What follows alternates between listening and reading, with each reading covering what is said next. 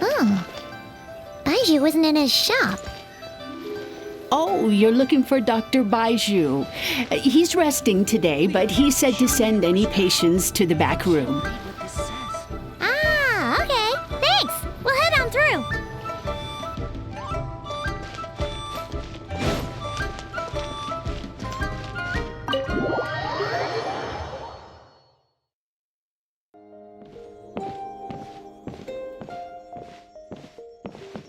Traveler, Paimon, welcome. What can I do for you? Fingers crossed you'll be all better when you wake up.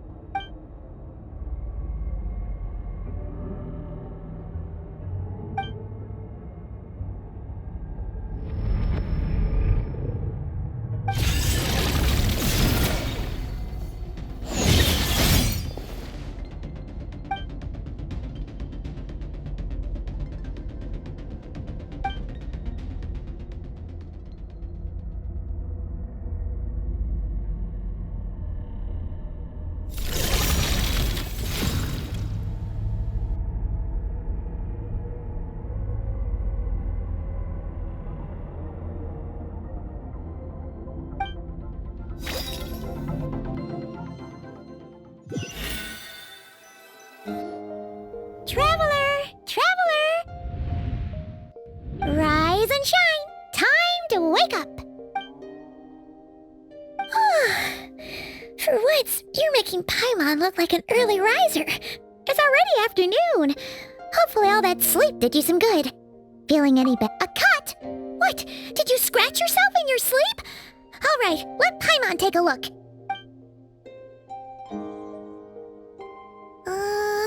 Nope, nothing there. Wait, did you have a nightmare? Okay, don't panic. Paimon heard that dreams tell us what we need by showing us the opposite. So, if you had a nightmare, maybe all you need is something to cheer you up. Come on, Paimon will treat you to something yummy. Something is missing? Did you just say something? The flesh remains whole, but the soul is incomplete. Left unresolved, the mind will wither away along with it. What the? Wait, Paimon remembers you. You're Child's master. Skirk? Right. What are you doing here? The last time we saw you was at the Primordial Sea in Fontaine, right? But then we left and never learned where you went after that. Child's been looking everywhere for you, by the way. What brings you to Wanmin Restaurant of all places? You came here looking for us? And were you the one behind that hocus pocus just now? Tell me, what is it that you saw? Tight-lipped, huh? I suppose that's fair. You, I'll take a glass of wine. Oh, of course. Coming right up. We make this one in-house. It's not too strong. Enjoy. Chef Mao, I'll take a grilled tigerfish over here. Coming right up. If I knew we'd be this busy, I wouldn't have approved Shenhe's vacation. At the end of the day, what happens to you is of little consequence to me. I'm not here to try and win you over. Trust me or not, the choice is yours. If you want my help, now's the time to speak up. You have until I finish my drink. I was investigating an abyssal disturbance in the area and happened to notice you. Part of your soul is damaged, and the wound bears traces of abyssal corrosion. Need I say more? Neither of those things sound good.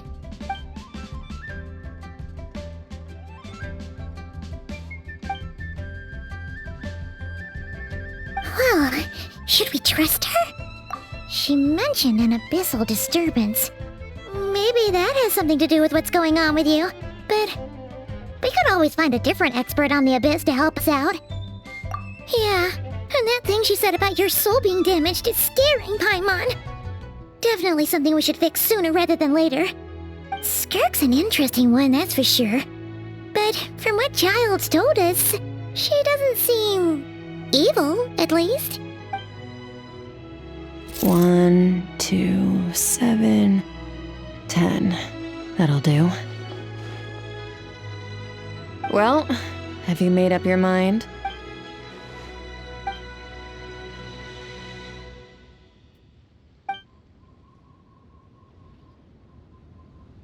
So that's all we know, Miss Skirk.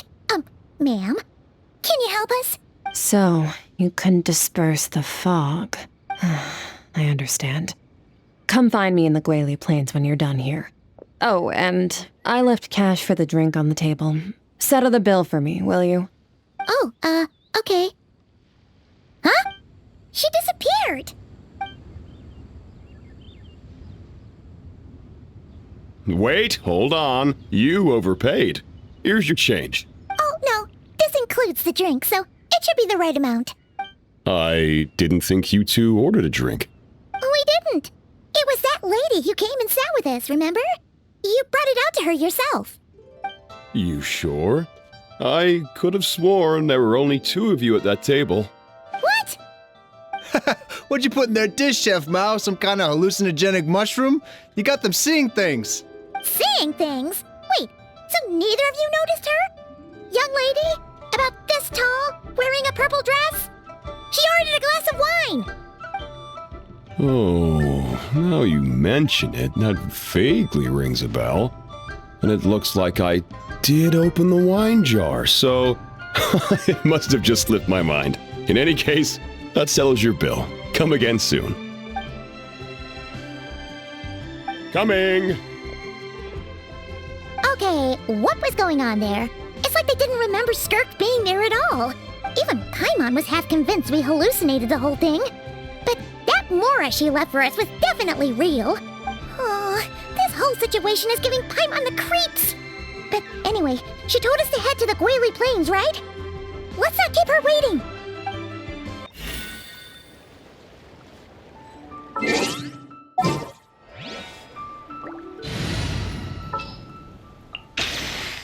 All right.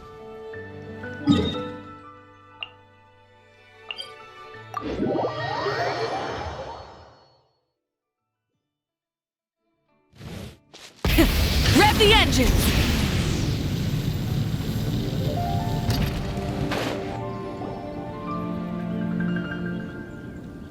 Whoa, what are all these rift hounds doing here? Huh, looks like they're collecting something. Let's go check it out.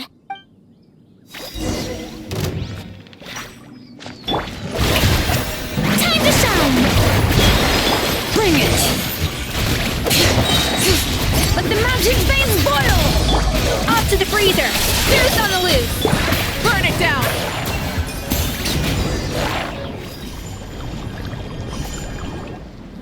So, this is what they were collecting. It looks kinda like... Yeah. What is going on here?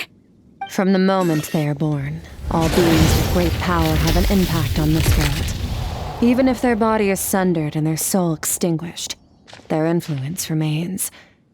Gods are the most common example of that.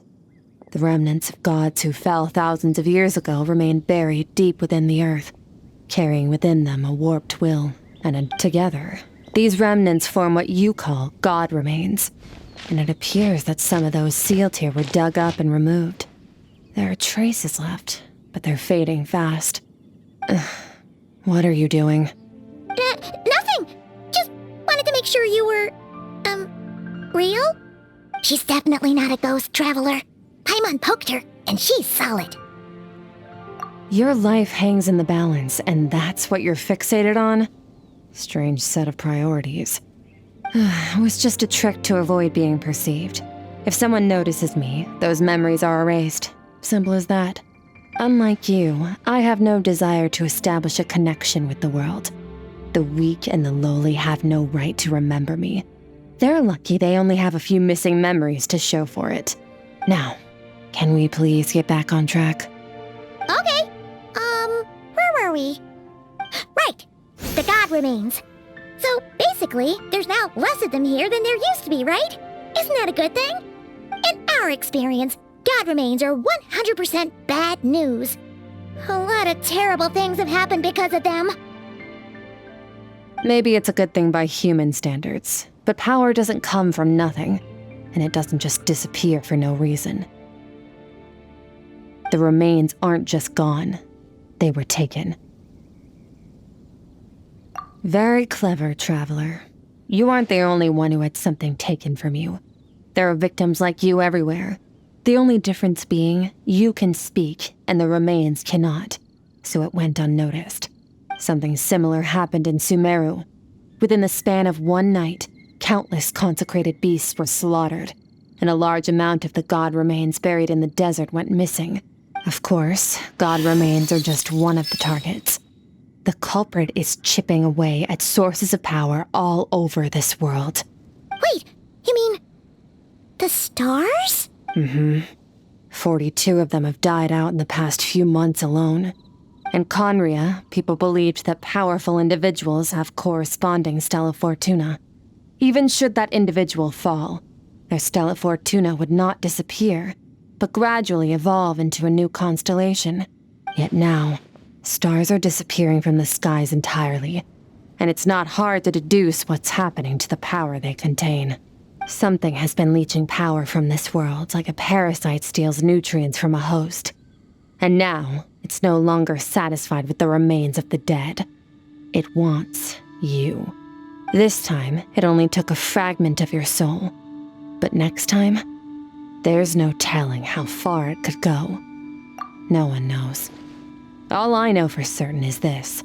Getting back what you lost will not be easy, considering how much power this entity has stolen. It must be a god-level being by now, at least. But that's not the real concern. Souls are fragile things, and yours could easily be crushed if you go up against it. So you're gonna help us, right? We're going to help each other. You are my ticket to uncovering this thing's true identity. Well, great! You seem super strong and you know a lot about the Abyss, so Paimon will take it. Don't get all mushy on me. All I'm doing is helping you get back to normal after a sudden crisis. And I should warn you, getting mixed up with me can have unforeseen consequences. We're on very different journeys. You don't want to be in my debt, trust me. You help me uncover the truth behind this entity, and I'll help you recover what you lost. This is a transaction, that's all. You would do well to remember that. Now, come along. Yeesh! You'd think she'd be a little friendlier since she's agreed to help us. But nope, she's just like when we met her in the Primordial Sea. So cold. Well, whatever. If that's how it's gonna be, then she doesn't deserve our friendship. What she does deserve is a super embarrassing nickname. Ah, Paimon's got it. Frosty the Lavender Melon. Serves that Ice Queen right. Anyway, the important thing is that we get that piece of your soul back. So, let's follow her and see what sort of plan she's got.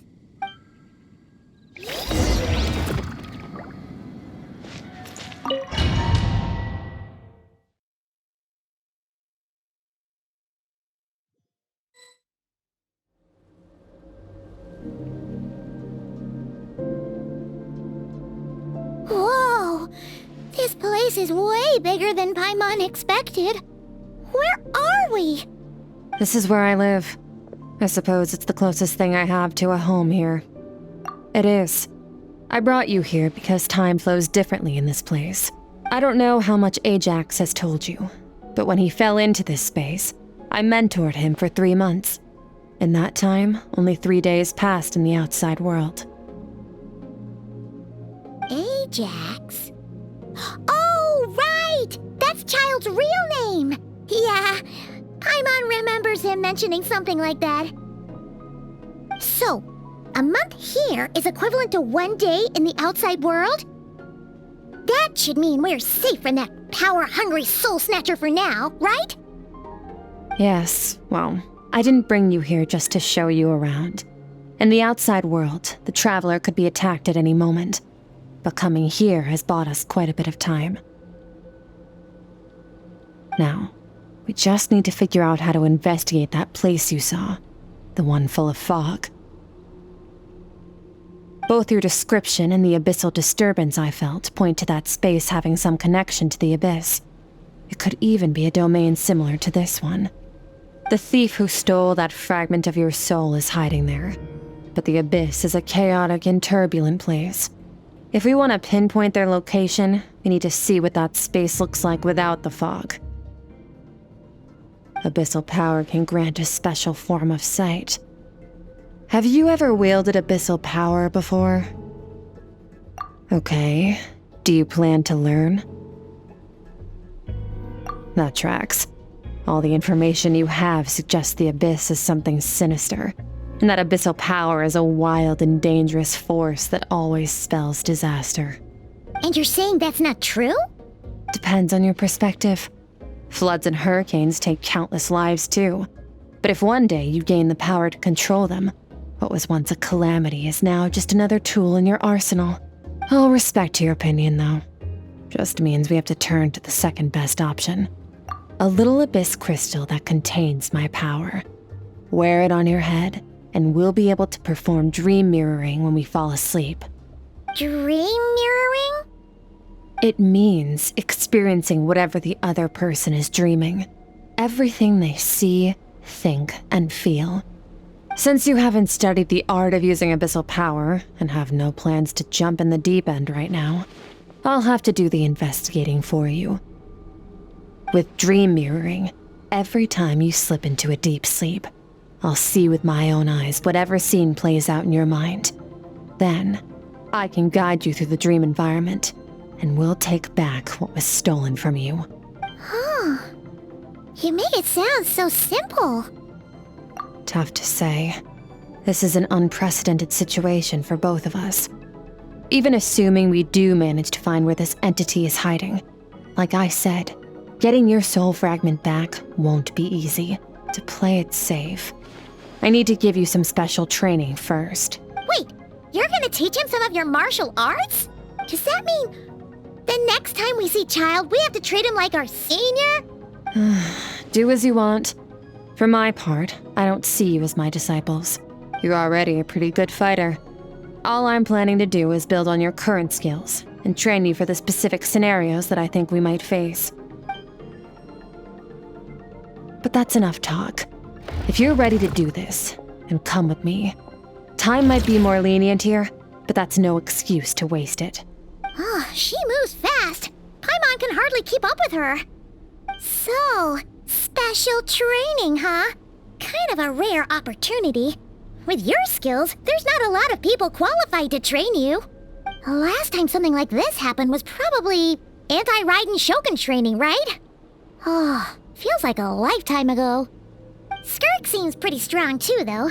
Remember how she said that the all-devouring narwhal was just her master's pet? Maybe we really will learn something here.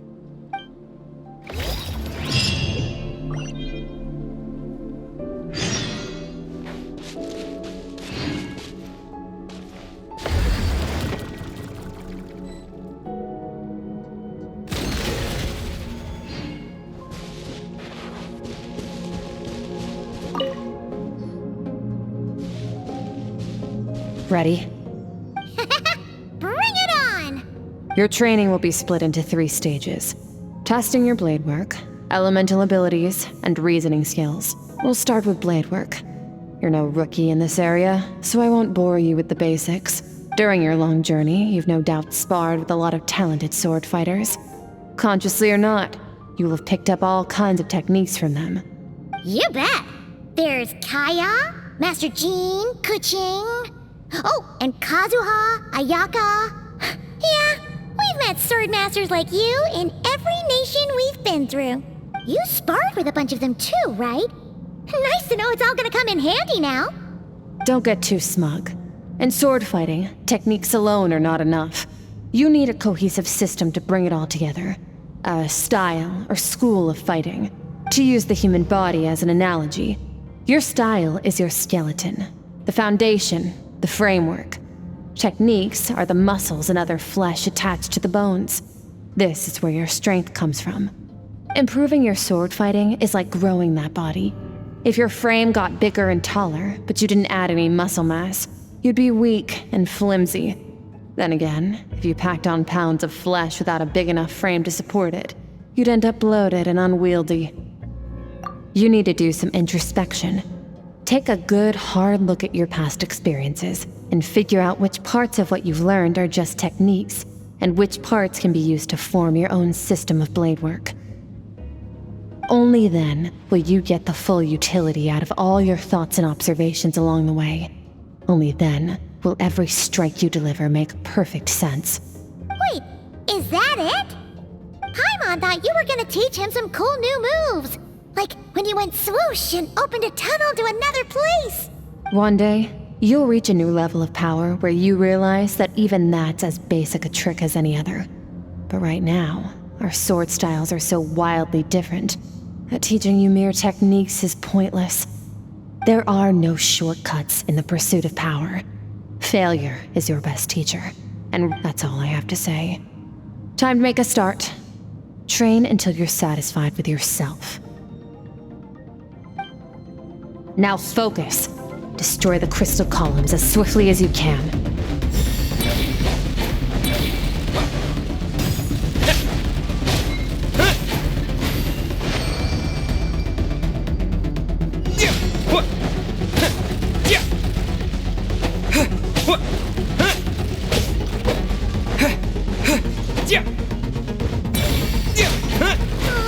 This is making Paimon's head spin. Hang in there, traveler!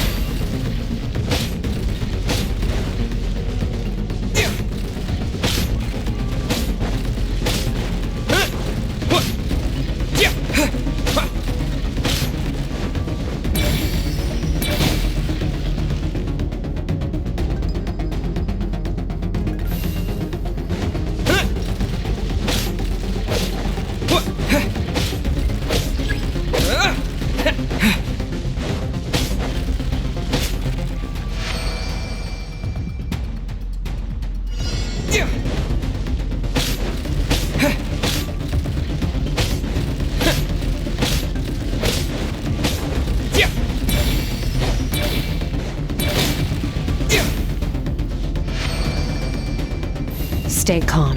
Use your head. You have to keep it together.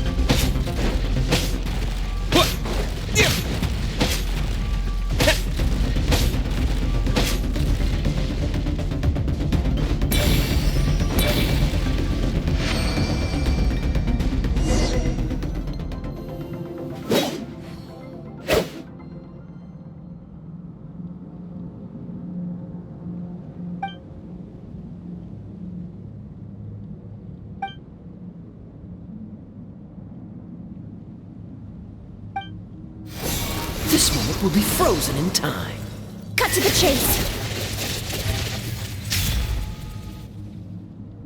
Consider a moment of true mastery that you've witnessed in another person, and ask yourself, what lies beneath the surface? What's their guiding philosophy? What's their state of mind as they maneuver their weapon? Now take that and practice it right away with speed, skill, and strength, over and over, until your hand is one with your mind. This is the only path to true growth. Step on up. Dance with the waves!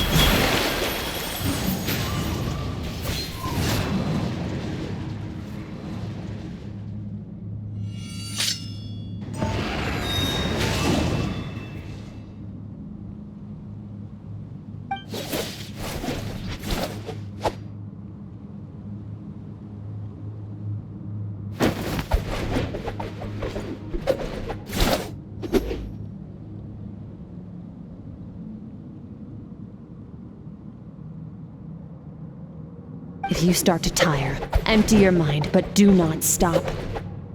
Stay in that frame of mind as you keep up the fight. Get rid of all redundant movements. Imagine your sword is an extension of your own body.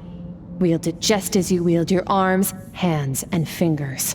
'Twas on a deserted, moonlit night that the hero approached the vile dragon's limpid lair. Ring cutter! Feathers fleeting wet, the white heron treads water, a sight without flaw.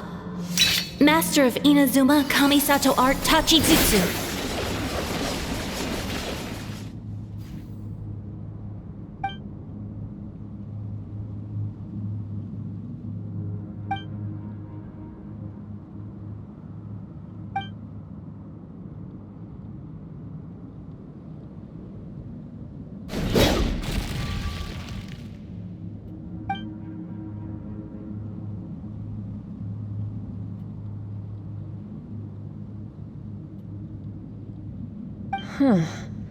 Looks like you've made some real progress.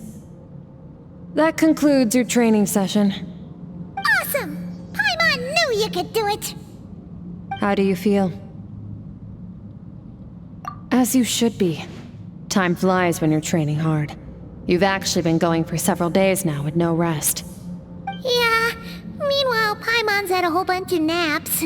But you were so focused, she didn't want to interrupt you. Go get some sleep. I'll be doing the same very soon. Let's hope you see that foggy place in your dream, so I can get this investigation over and done with.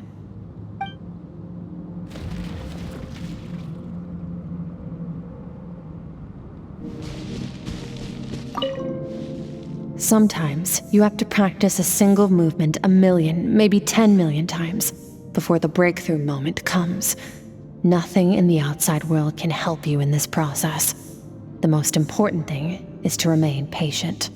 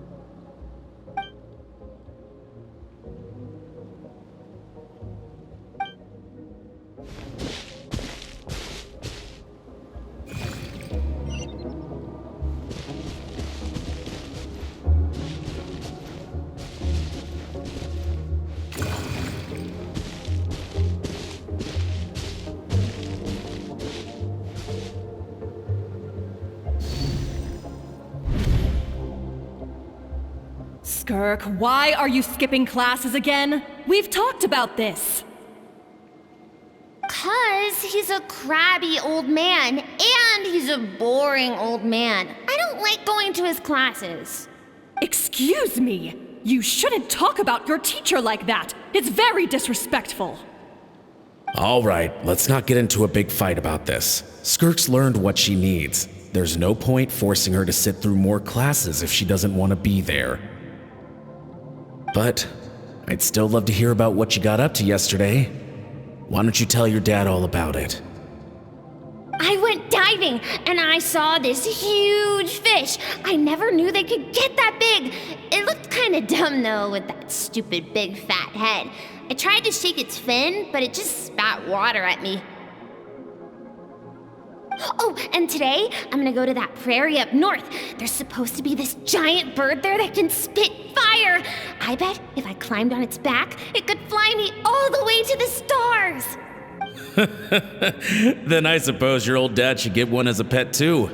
Otherwise, how are you gonna hear me call you for dinner up there in the stars? When it's time to eat, I'll come back on my own, Zilly. Anyway, gotta go. Bye, Mom. Bye, Dad. Wait! Put on a coat at least. You'll catch a cold. I'm talking to you, young lady.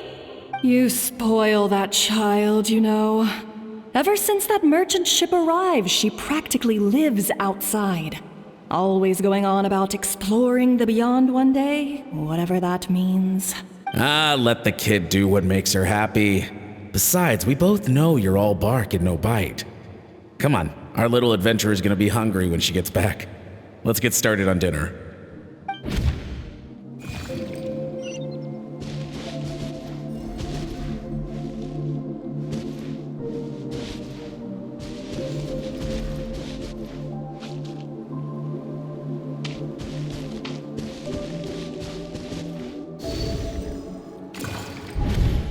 The stars shimmer high above.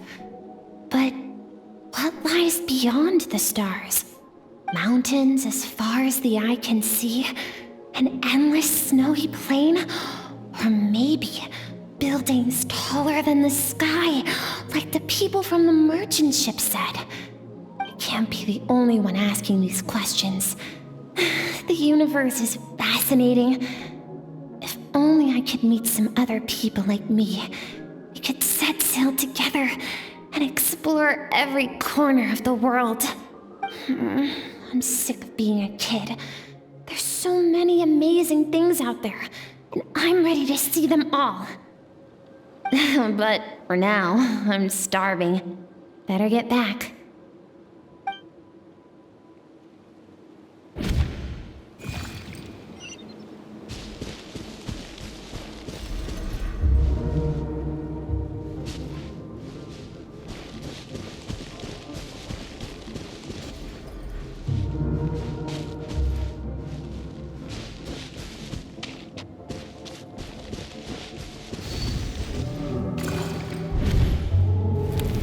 Don't let a single one of them get away!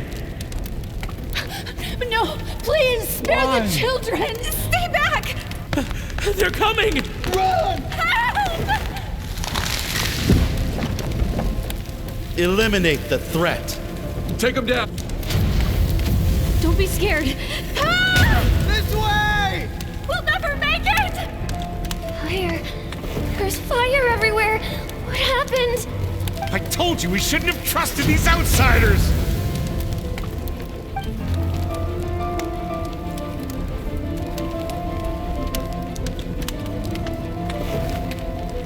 Why are you doing this? What did we do to deserve this? We welcomed you with our finest food and drink, showed you the best our home has to offer, gifted you cloth dyed by our own hands. And this is how you treat us? Run! Save yourselves! Captain, Zone 3 is clear and we have Zone 2 surrounded. Begin extermination. Remember the orders from upper command. No one is to be left alive. Rest assured, sir. We have enough munitions to annihilate these savages and burn their entire civilization to the ground. Good. The only ones who put up a real fight are that man and his wife, correct? What's their status? We shot the man in the ankles and the wife broke her wrist attempting to fight back. They won't be doing much more fighting. They're holed up in their home for now, but they won't last long. To prevent them from making some kind of last stand, we're planning to clear out the other zones first so we can send a bigger squadron to surround them. Well, well. Turns out some of these beasts do know how to use their claws. Now the threat these savages pose will be undeniable.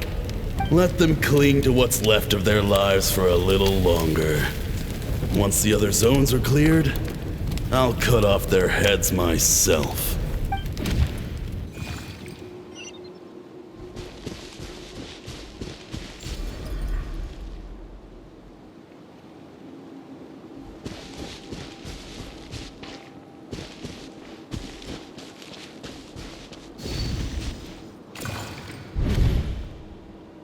Dad? Mom? Skirk, you're all right? Thank heavens. I'm so happy to see you, sweet girl. But you need to go. It isn't safe here. They'll be back any second. What happened? You're bleeding a lot. Dad? Mom? This is the place. Alert all units. Prepare to surround. Run, Skirk! Run as far away as you can! Don't trust anyone! Your dad and I, we're not afraid to stare death in the face, but we need you to survive. My clever girl, so curious.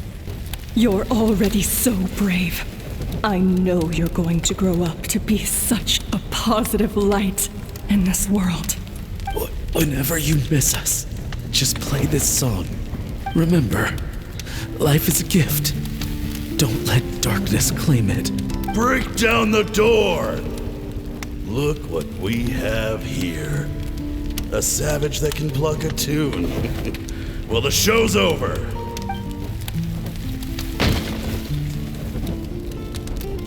You! Stop singing! Shut it! I said shut it or I'll make you! Fine. Have it your way!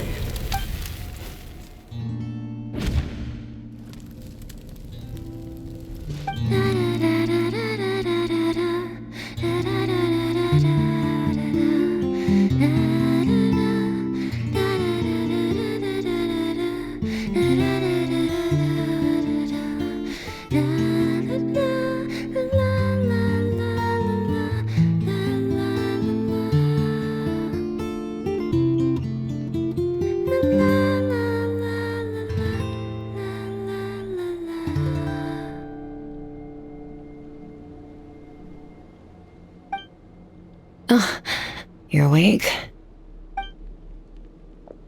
I found a few clues while you were asleep, but it's only a start. Now, time for the second stage of your training. This time, the focus is elemental energy. Come find me when you're ready to begin.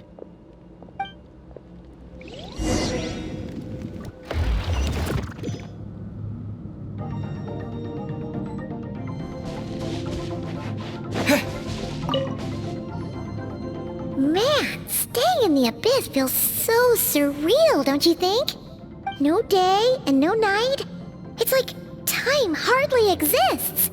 If we weren't careful to keep track, it feels like we'd have no idea how long we've even been here. Well, except for the fact that Paimon still gets hungry like clockwork. You go do your training. Paimon's gonna grab a bite.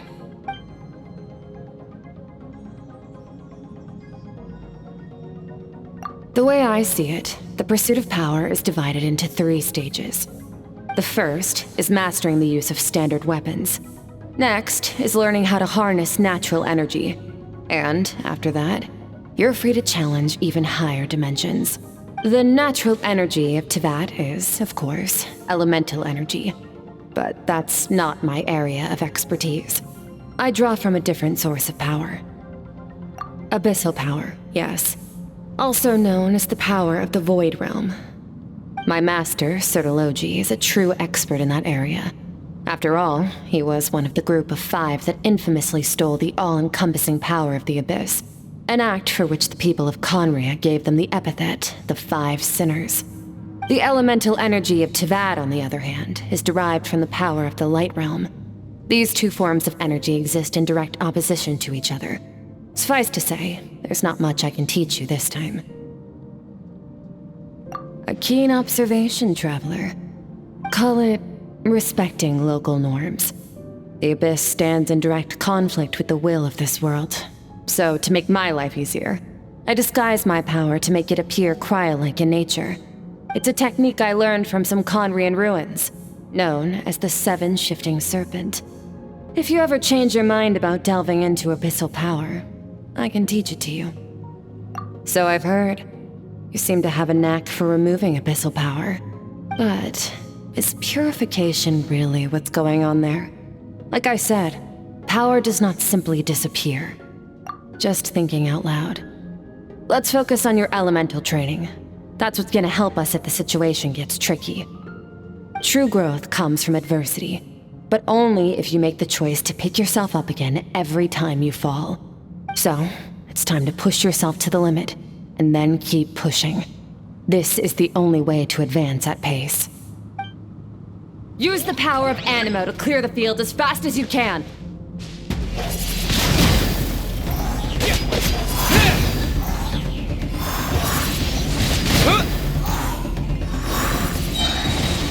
Windblade!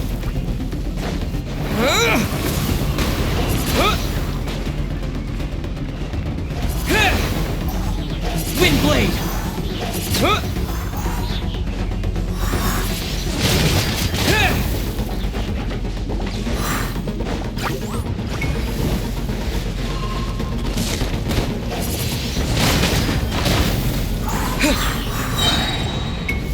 Disappear!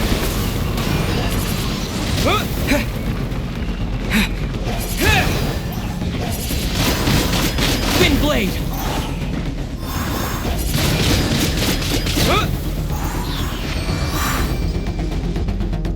Observe your surroundings. Look for things you can use to tilt the scales of success in your favor.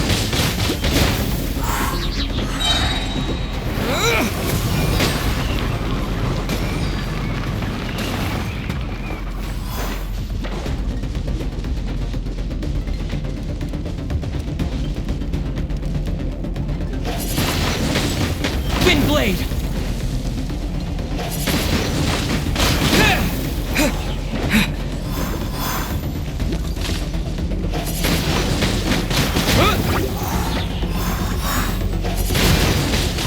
Windblade!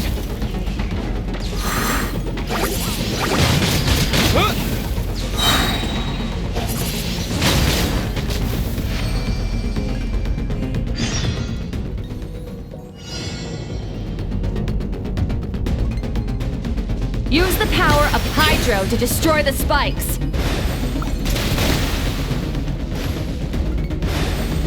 Water jet!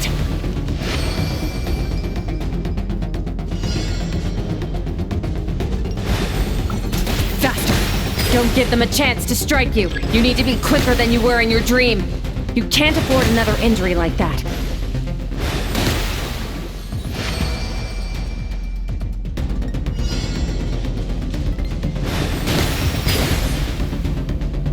Go!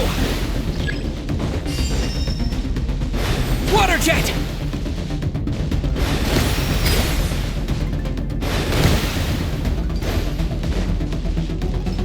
Go!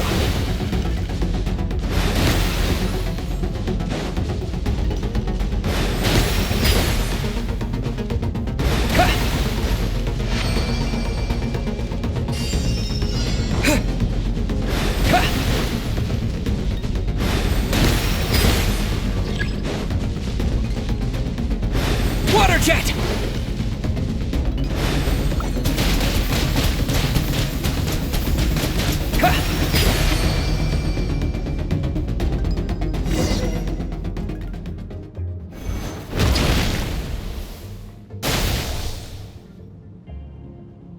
You need to understand what makes you special. The ability to wield elemental energy without a vision, and it means your aspirations need no approval from the gods. Your path, so be bold. Do not be afraid to chart your own path.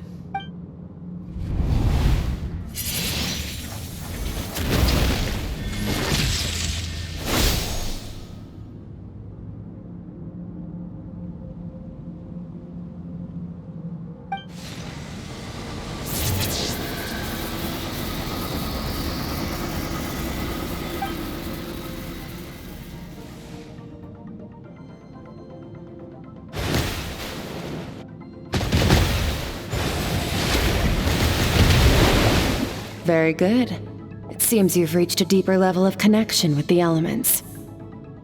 Long enough for you to lose yourself in your training, which is a good sign. Relentless practice with the elements has drained all your strength, but it's also what allowed you to make progress. Get some rest. When you wake up, we'll proceed to the final stage of your training. If you wish to master the elements at a fundamental level, you must see the entire natural world. Nature in all its places and forms. That is part of what it means to be a traveler.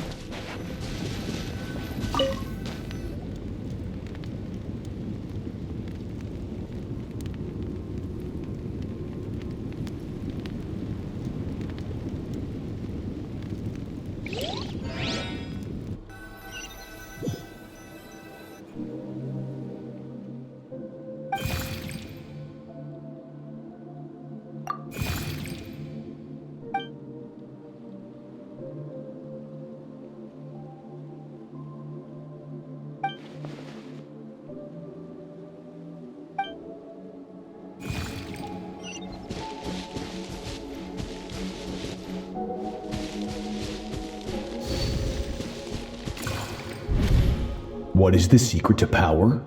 Longing, hatred, self-preservation. No, it is fear. The fear of losing those you love. The fear of watching your home burn. Fear of loneliness. Fear of death. Fear is the source of evolution. It forces humanity to adapt to their environment and overcome hardship. It is in the process of prevailing over our fears that we surpassed first ourselves and then the rest of the world. That fear is now part of you. It calls on you to evolve. And it is time to answer.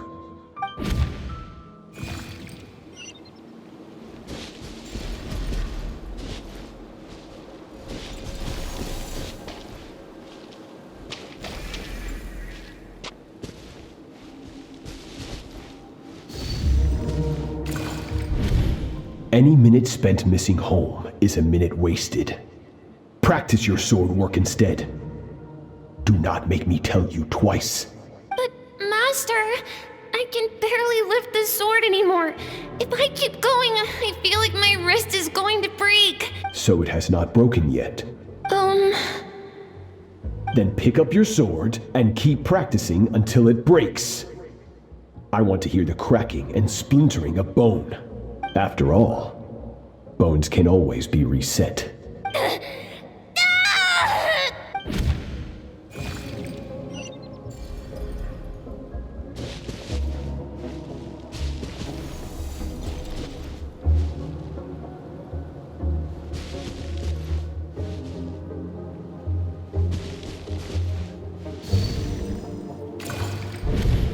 Good, Skirk. Once again, you survived. How do you feel? Cold and pain. These are signs that you are adapting to the abyss. Each time the flesh is torn and the spirit crushed, each time you claw back from the brink of death, you become stronger. I now understand why these people sought to destroy your homeland. Your potential goes beyond even what I could have anticipated. But you still have much to learn in your pursuit of strength.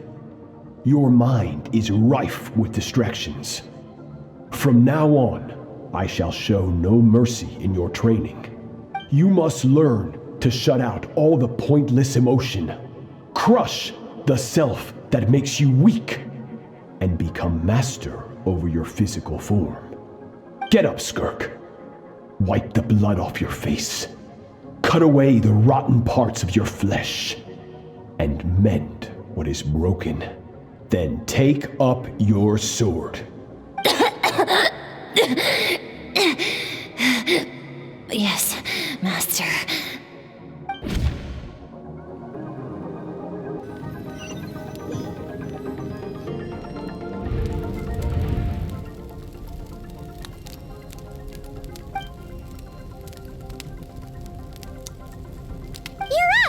Hopefully you got some good rest. Skirk said to tell you that she's ready to start the final stage of your training whenever you are. So, want to head over now? Or did you want to wait a little?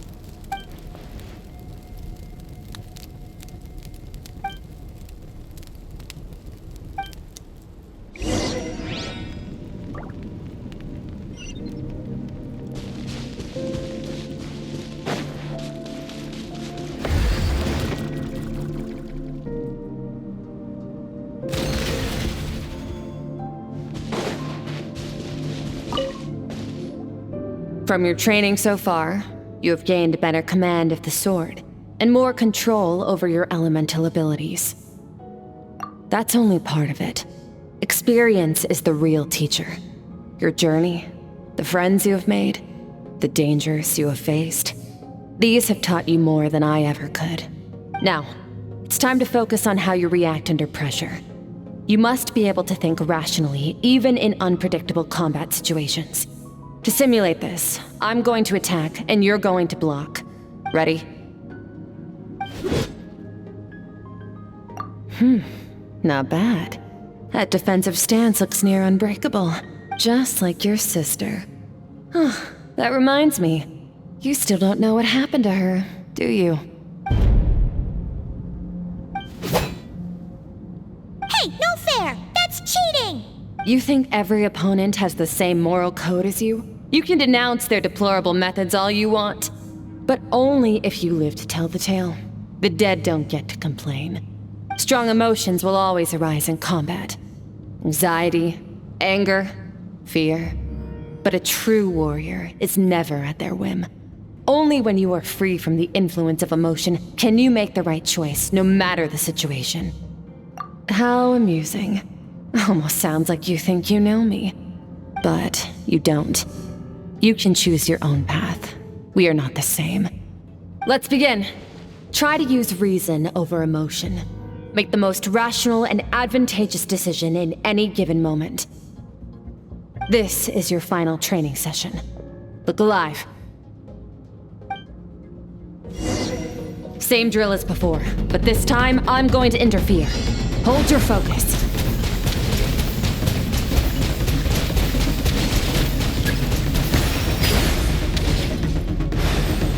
Water jet!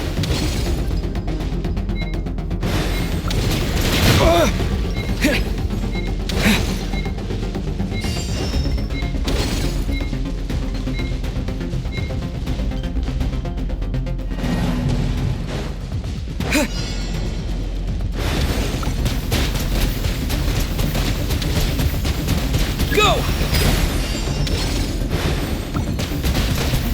Go!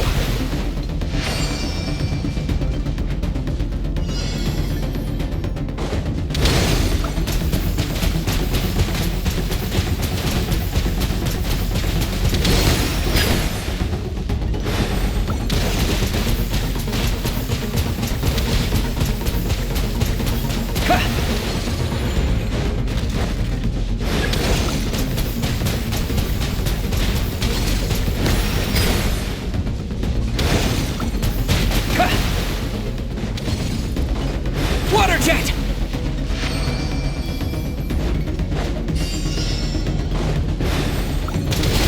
Go!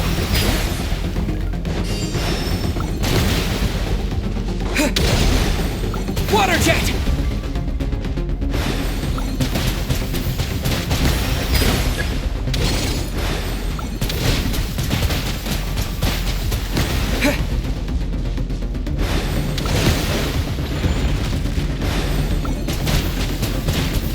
Water jet!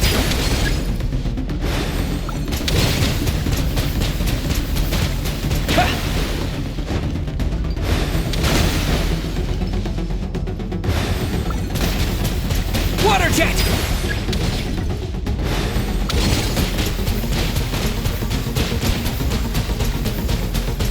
Water jet!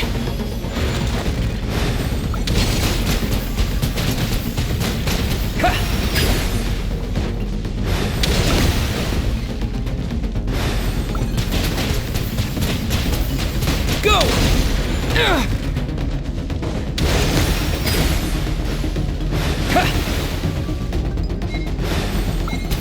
Water jet! Water jet!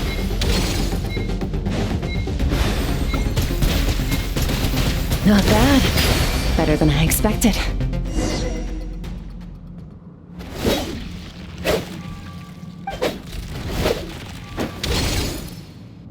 You're getting the hang of it. The first step to controlling your emotions is controlling your mind. You want a unified train of thought. It all comes down to focus.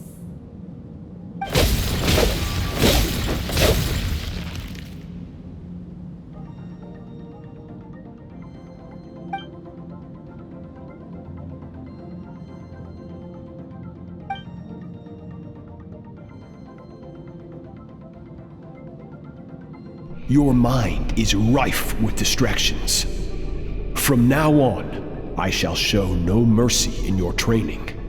You must learn to shut out all the pointless emotion, crush the self that makes you weak, and become master over your physical form.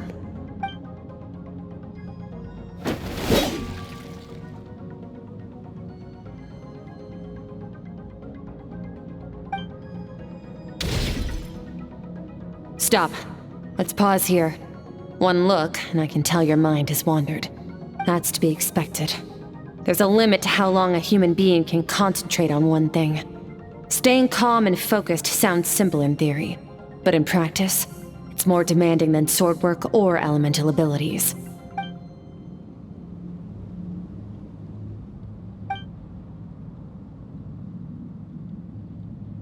Get some rest. No point training further if you're already dead on your feet. Like I said at the beginning, the only goal of this training is for you to reach a point that you're satisfied with. You managed to push past your limits, which is a good start. You can be proud of that and sleep well knowing that you've earned it.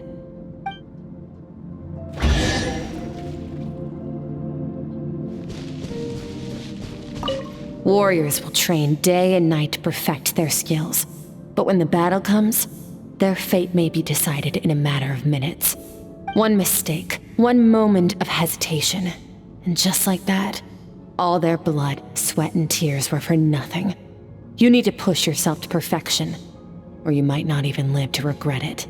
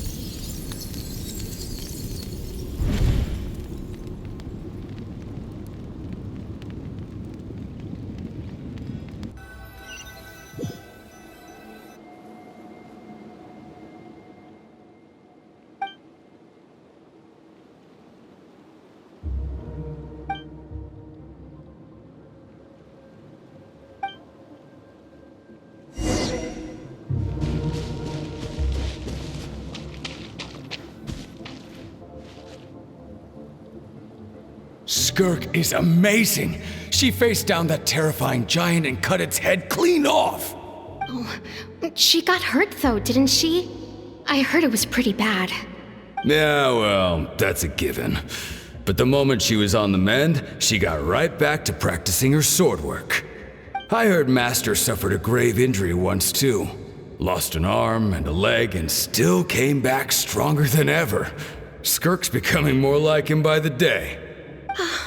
Incredible! I wonder if I'll ever reach their level. They're always so resolute, so unshakable.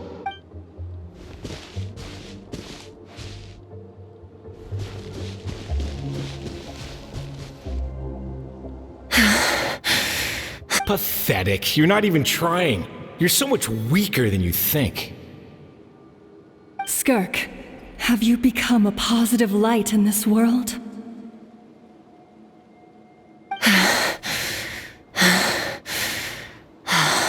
Do you even remember how many of us perished in that fire? How many bodies were left to rot on the scorched earth? Yet you alone live on.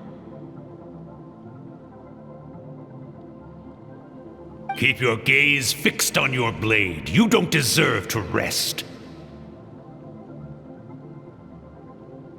I have so many questions.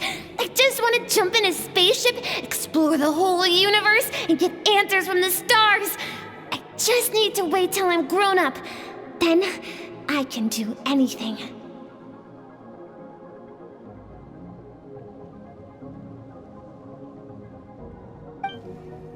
Now, you must bid farewell to who you were in the past and become someone stronger. Run! Skirk! Run! Only death awaits us here. Keep running, and don't ever look back.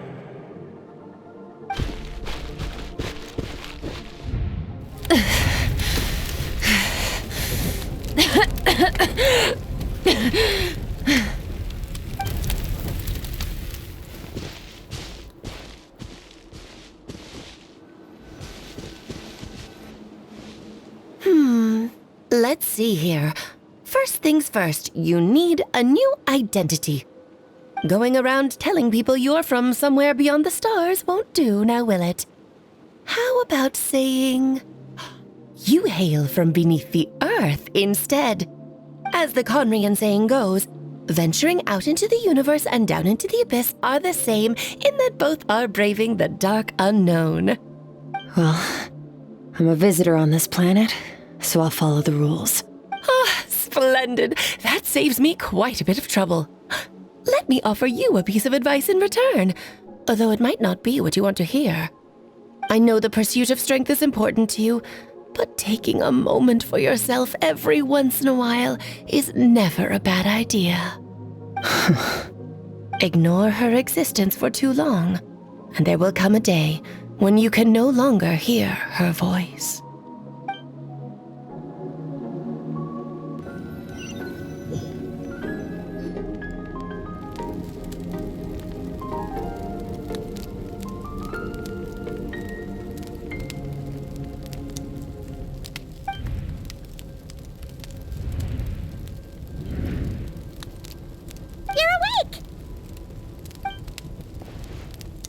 You must be starving, right? Ta-da! A barbecue feast just for you! Of course you are! That's why Skirk and Paimon got this all ready for you. Dig in, before it gets cold. Ah, well, if you're around someone long enough, it's bound to happen. Plus, Skirk can cook. So, Paimon decided she can forgive the whole Ice Queen thing. Paimon's not one to hold a grudge. Here's an idea. Let's save the chit-chat until after the meal.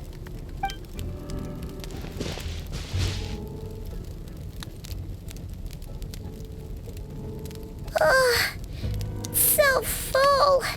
Okay, it's Paimon's turn to sleep now. Wake her up when it's time to go.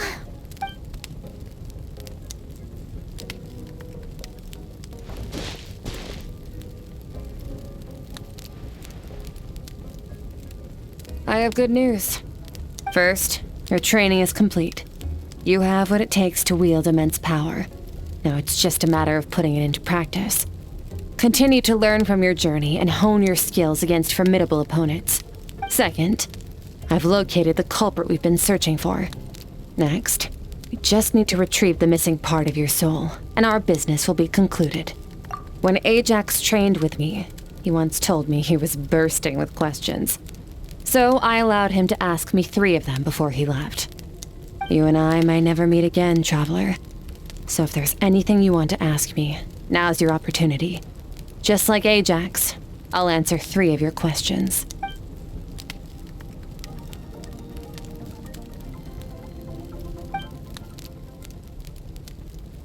Okay, not the angle I was expecting.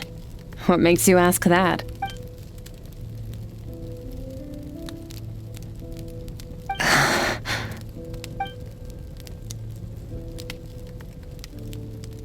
I knew that was a possible side effect. Closed off my mind to you for that exact reason. Even with the dream mirroring, you should have seen nothing but endless darkness.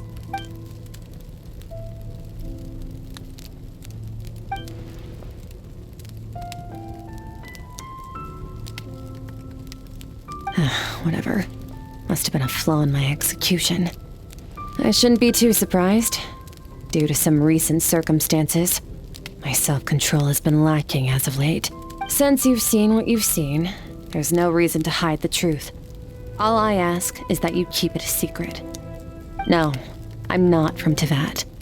I'm from a different planet. And there was a time when I journeyed through the stars. A lot like you in some ways. No, we're different in that respect. You're influencing the fate of this world. But me, I'm just passing through. Several hundred years ago, my master, Sertologi, opened the border between worlds and sent me here. But this is not my home. And one day, I'll return to the vast unknown of space. So, there you have it. On to your second question.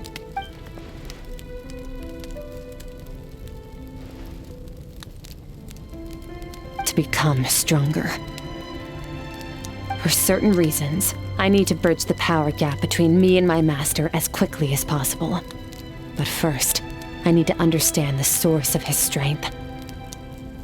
To do that, I need to follow in his footsteps, walk the path he once walked, and somewhere along the way, I'll find out how to defeat him.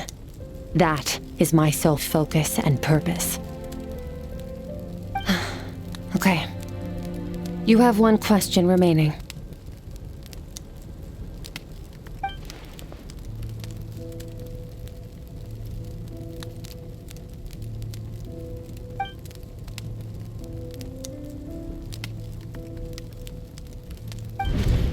You make it sound so easy. Ever since the incident I experienced there, I've never stopped searching for Master Skirk and that unknown abyss. But it's been years now, and I've still found nothing. Well, your last question? Ajax. His situation is different than yours.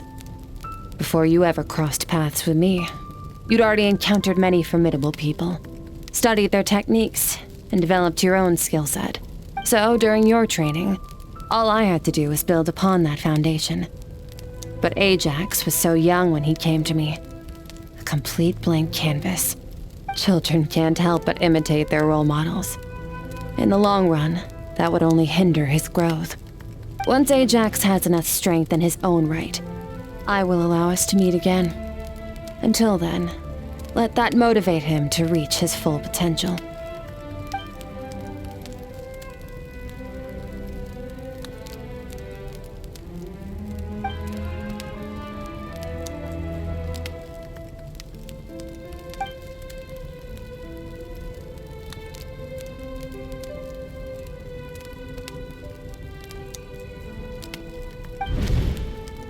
Unlike you, I have no desire to establish a connection with the world.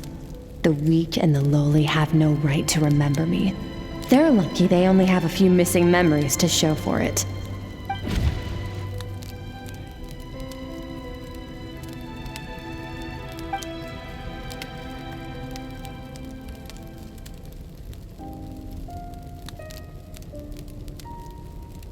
Wake up your companion. It's time to go. Oh, and everything I just told you, best keep it a secret from her as well.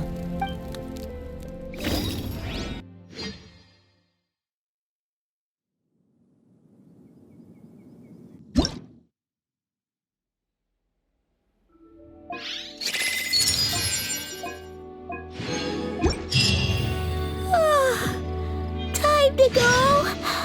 Oh, finally. Where are we headed? Just follow me. I'll open an abyssal rift close to the culprit's location. It will take us to where he's hiding.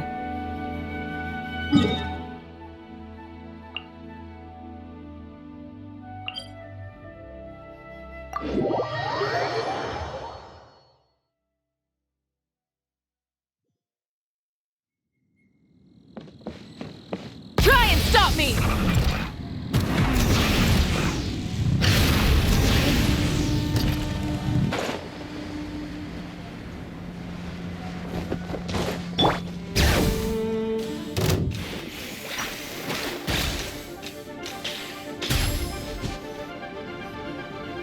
Wait, this is near the chasm, right? Yes. If we enter from here, we'll be able to reach that place from your dream. You have some experience with abyssal domains by now, but still, this is someone else's territory. Best to proceed with caution. Don't worry, Paimon's an expert at hiding behind other people for safety. Oh, but, that means you need to stay safe, traveler. All right. Remember your training. Time to put it to use.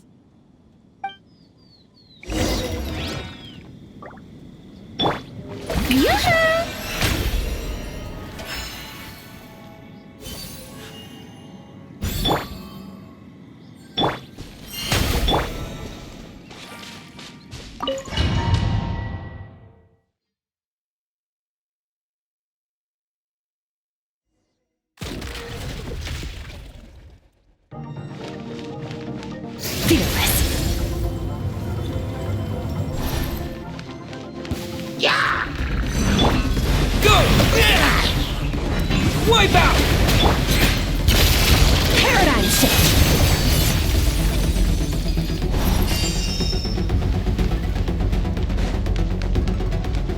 Extinguish!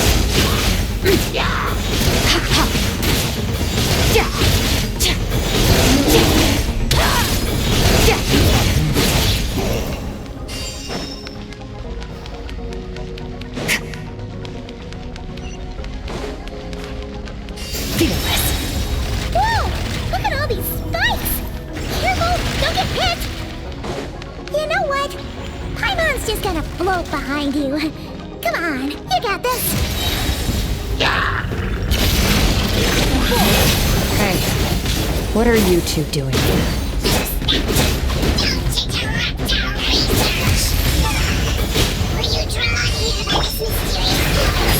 Dusty. Like an abandoned house. Let's press on.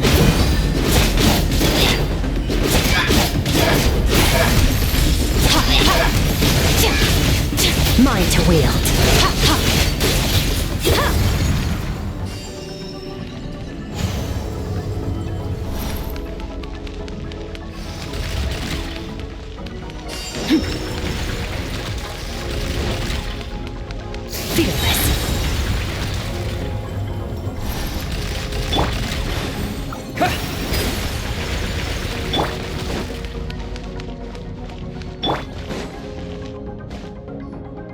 Oh, looks like this is a dead end.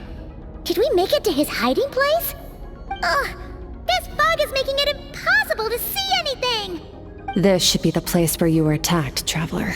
The missing part of your soul should be nearby. Can you sense where it is?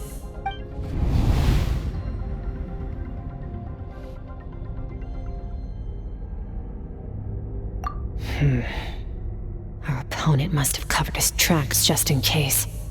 Otherwise, you should have sensed it much more strongly. Hold on! Look! The spikes are back! Stay calm. Let's hold back a little. Give our enemy some wiggle room so we can see what we're dealing with. If you're too reckless, you might be playing right into his hands. Our enemy took part of your soul for a reason. It's likely he integrated it into his attack somehow. If we're smart about this, we can track it down.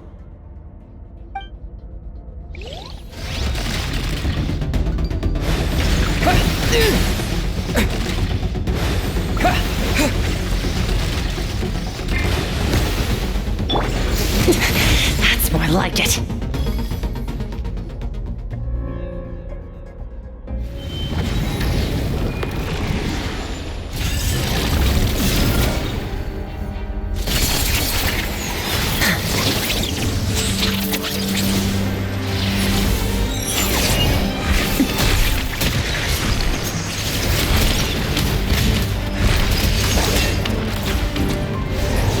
from the start.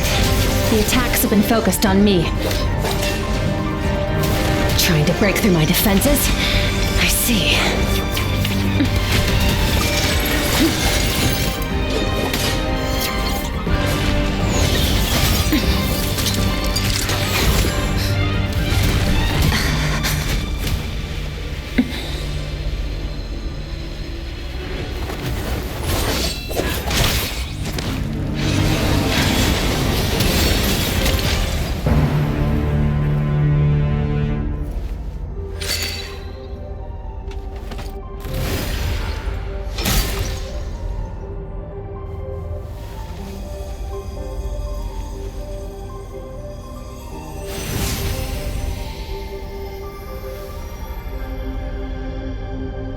There. I got it back. Traveler! Skirk! What happened? It looked like Skirk just got... In the Guili Plains, you asked me why this enemy chose you as his target. Now, the answer is clear. It's not just the fact that your strength is impressive. It's also because of your ability to, as you put it, purify abyssal power. Whatever that actually means. The fact is, that ability allowed him to do something that should have been completely impossible. Namely, break through my defenses and steal my power. No, he couldn't have known I'd come to his domain. He only stole your soul fragment because he knew the value of its power. I doubt he expected it to come in handy so soon. Call it fate if you want. I believe that's the term they use in this world for arbitrary coincidences like this. In any case, it works to our advantage. Once I realized what he was using that power for, it gave me the chance to get back what you lost. I'll cope. Well, done gorging? Good. Time to answer some questions. How did you get the power of the all-devouring narwhal? The all-devouring narwhal? Oh, of course! Paimon knew that spike thing looked familiar. It looks just like that narwhal's horn! I highly doubt you acquired that power through your own strength. Tell me I'm wrong. You're desperate enough to scour the land for god remains and whatever vestiges of power you can find. That alone proves you wouldn't be able to defeat a creature like that. Which leaves one possibility. You know my master, the Foul, Sertologi. The Foul? Who dares call him Foul? Sertologi.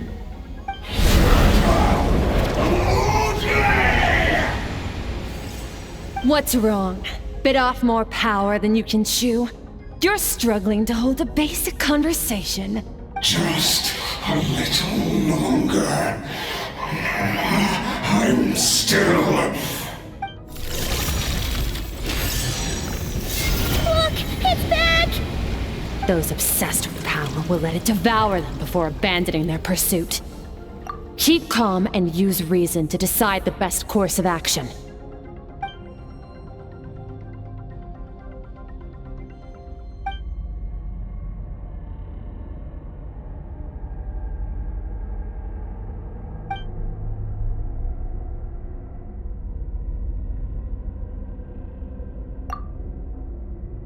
Wise decision. Final victory doesn't always come after a single battle. You've got your soul fragment back, so we both got what we came for. Let the enemy draw breath while he can. It won't be for long. Get us out of here, Traveler.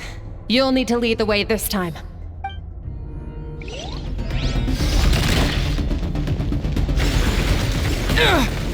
Skirk, is your shoulder gonna be okay? The wound is minor. It'll heal in no time. You should focus on getting out of here alive instead. Uh-oh! Falling spikes! Run!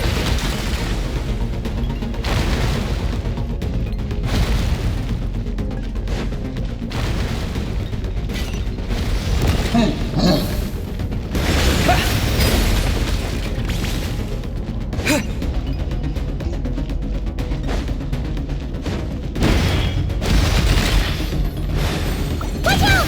Looks like this place is about to collapse!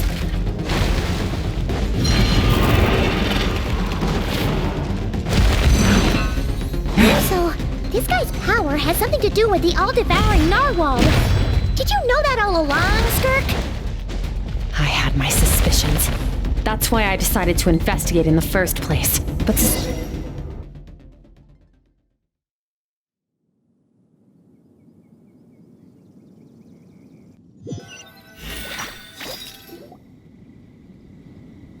Phew.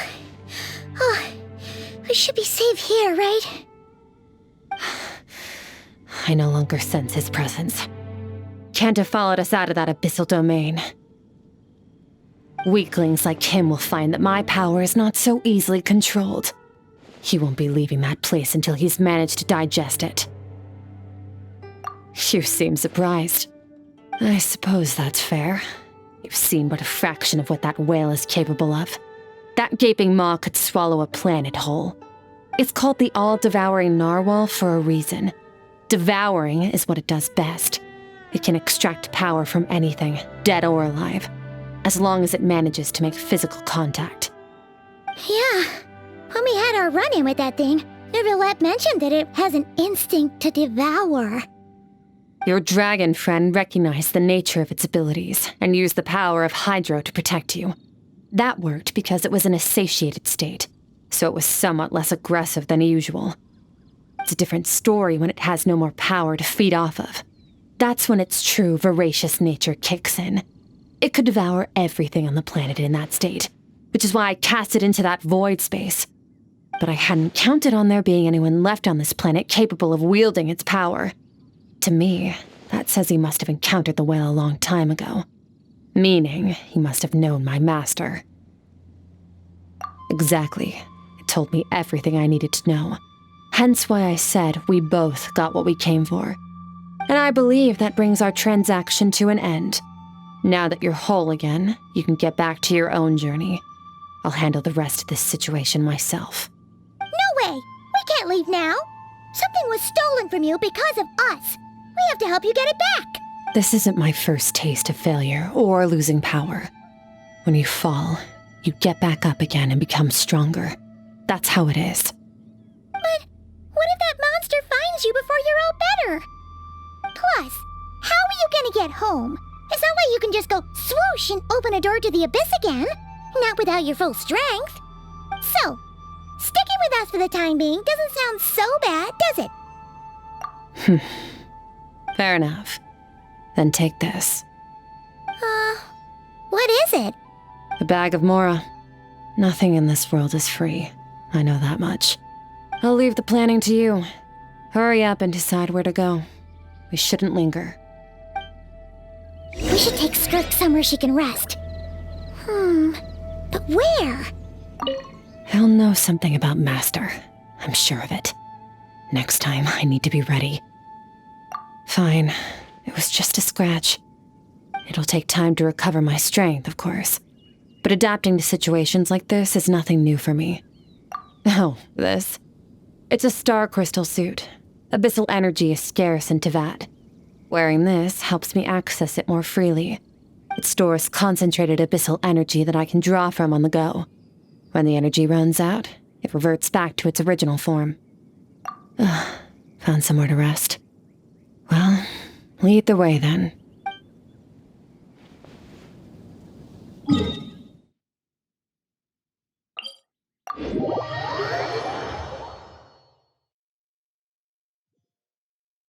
Paimon gets the feeling Skirk wouldn't like being around a lot of people. Oh wait! Baisha said we could rest in the back room of the pharmacy, didn't he? Let's head there!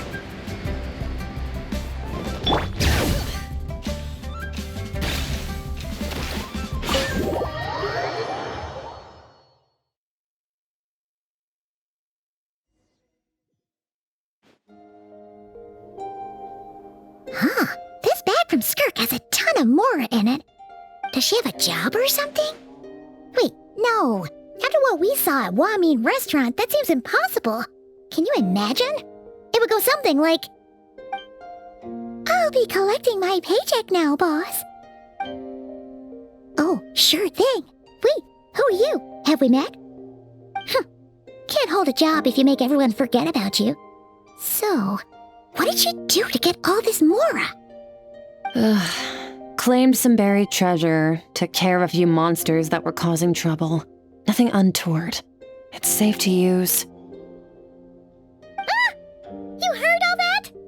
A sonorous voice like yours is hard to miss. I wouldn't be surprised if the sound of it traveled to the nearest mountaintop. Then, did you by chance happen to hear Paimon's little, joke earlier? You mean when you called me Frosty the Lavender Melon? No, sorry. Paimon totally misspoke just now. She didn't say that at all. It was, a Paimon lookalike. Yeah, she's a piece of work, that one. Always impersonating Paimon and giving people weird nicknames. Okay, fine. The truth is, Paimon didn't like you all that much at the start, but things are different now. You helped the Traveler in a big way, so what do you say? Friends? Ugh. I noticed there was only one bed. Go ahead and get some rest. Wait, what about you? I don't get tired, and I don't need rest. I'm going to practice my sword work. That should help me regain some strength. But your shoulder... Hey, don't just leave! Ah, whatever. Let her tire herself out. She'll come back eventually. Let's get some sleep, Traveler. That comfy bed is calling, Paimon.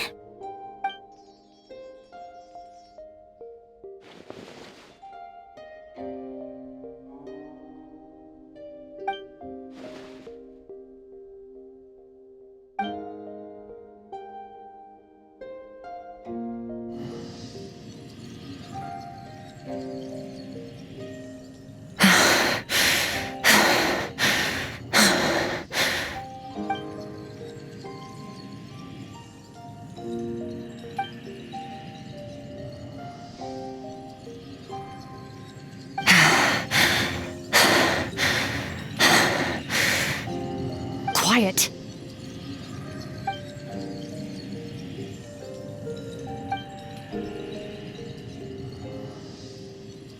Do you even remember how many of us perished in that fire? How many bodies were left to rot on the scorched earth? Yet you alone live on. Keep your gaze fixed on your blade. You don't deserve to rest. Run, Skirk, run! Only death awaits us here. Keep running, and don't ever look back.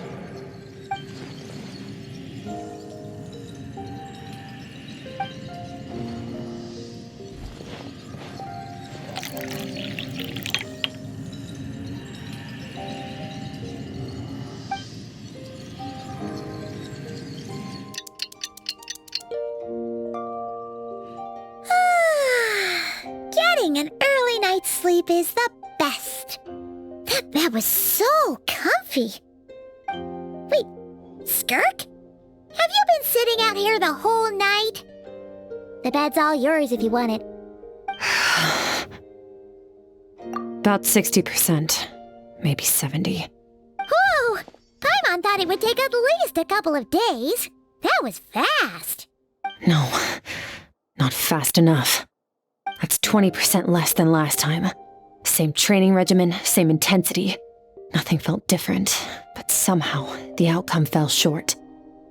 No, I think the problem's with me. I need to meditate for the next 2 days. Deep introspection should help me find the issue. Ooh, sounds intense. We'll watch over you in the meantime, then. Thanks. See you in 2 days.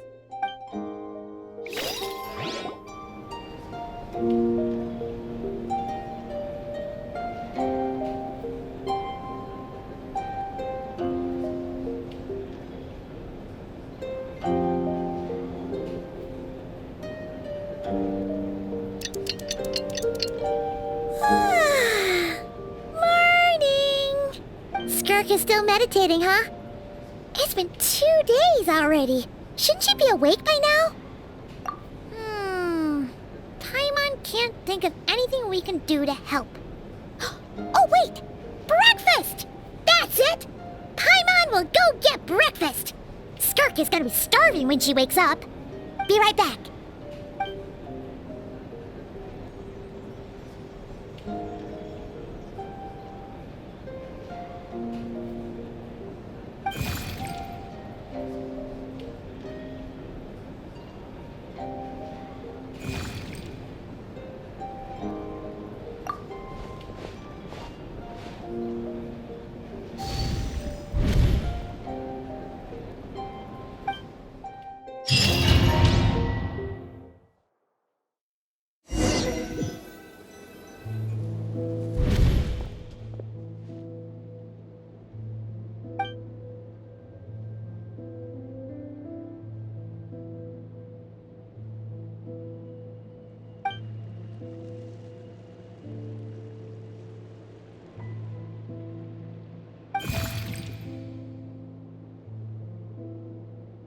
That's right. This is Skirk's inner world. Think of it as the threshold between the soul and dreams. This isn't your first time here, but what you remember is probably a space covered in darkness. I only managed to illuminate a small portion for you back then. Actually, it's my first time talking to someone like this. I only managed to break free and bring you here because the injury weakened her power. I guess that's why I can speak again, too. Call it fate, if you want. I think that's the word they use in this world for lucky coincidences like this, right? Now, before I take you to her, I gotta ask. You're the first outside visitor to ever come here, so what's your impression of this place? Oh, you noticed. This river represents Skirk's strength. Strength accumulates over time. It is the summation of a person's lived experience. So this river is where all the fragments of Skirk's life should converge into a single stream of memories and emotions, flowing forward as one. But as you can see, this river has been severed numerous times. It's because Skirk doesn't like who she was in the past. And all she sees reflected in the river is a disgraceful shadow of who she was. She cuts through water and rock with the sword of reason, severs her connection with the past, and begins anew. You must learn to shut out all the pointless emotion. Crush the self that makes you weak, and become master over your physical form. This isn't my first taste of failure or losing power. When you fall, you get back up again and become stronger. That's how it is.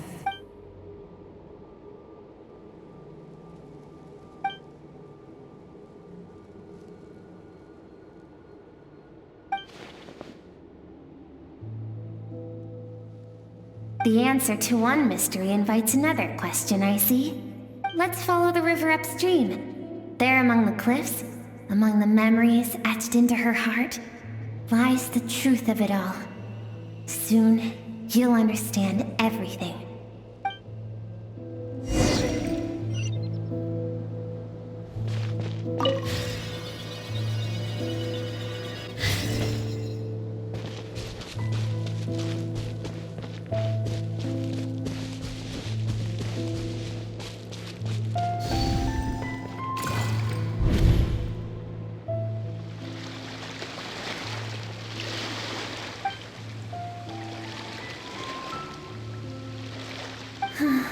I've always thought that, even when falling leaves don't come from the same tree, they can still form bonds of kinship when they meet, like meteors. You both made a journey through the stars, both travelers who have landed on a planet that is not your home. Yet, when she first noticed your presence, although she hesitated for a moment, she still chose to walk away, indifferent as ever.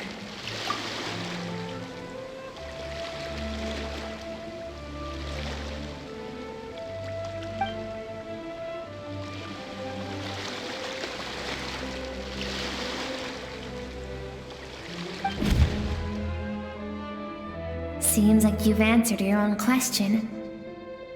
Skirk sees herself as a trespasser in this world.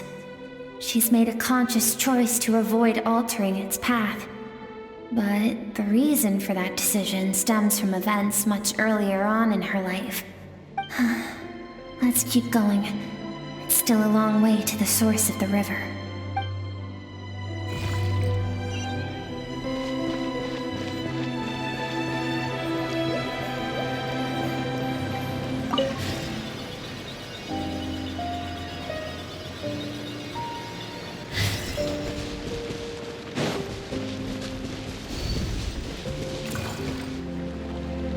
You now have what it takes to wield immense power. From this day forth, I shall teach you no more. No one can become a worthy warrior through imitation alone. I have given you fangs and claws. Now, you must learn to hunt. You wish me to travel the world beyond on my own, Master? Indeed. Make new friends. Embark on your own journey. And piece together a new future from the shattered remnants of your past. We will still have contact through the abyss. But know this. One day, I will take the life you worked so hard to rebuild and reduce it to ashes. Just like the fire that haunts your mind. Why would you do that? I have told you before, fear is the catalyst for human evolution. You have tasted loss. You have known fear, so deep it can be felt in the bones. But as living beings, we all have an instinct to detach from that which harms us. And thus pain dampens over time, and the acrid taste of fear becomes but a distant memory. Yet now, I have bestowed upon you the gift of fear eternal. It will drown you in the nightmare of your childhood, or it shall drive you to defeat me, whatever the cost.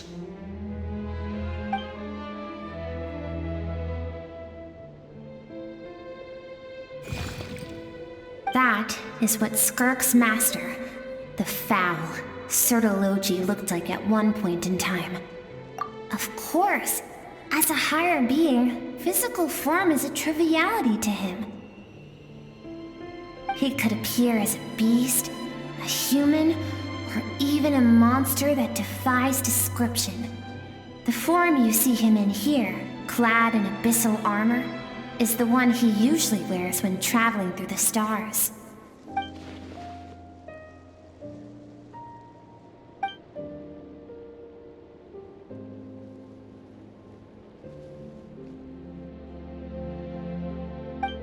For certain reasons, I need to bridge the power gap between me and my master as quickly as possible. But first, I need to understand the source of his strength. To do that, I need to follow in his footsteps, walk the path he once walked, and somewhere along the way, I'll find out how to defeat him. That is my sole focus and purpose.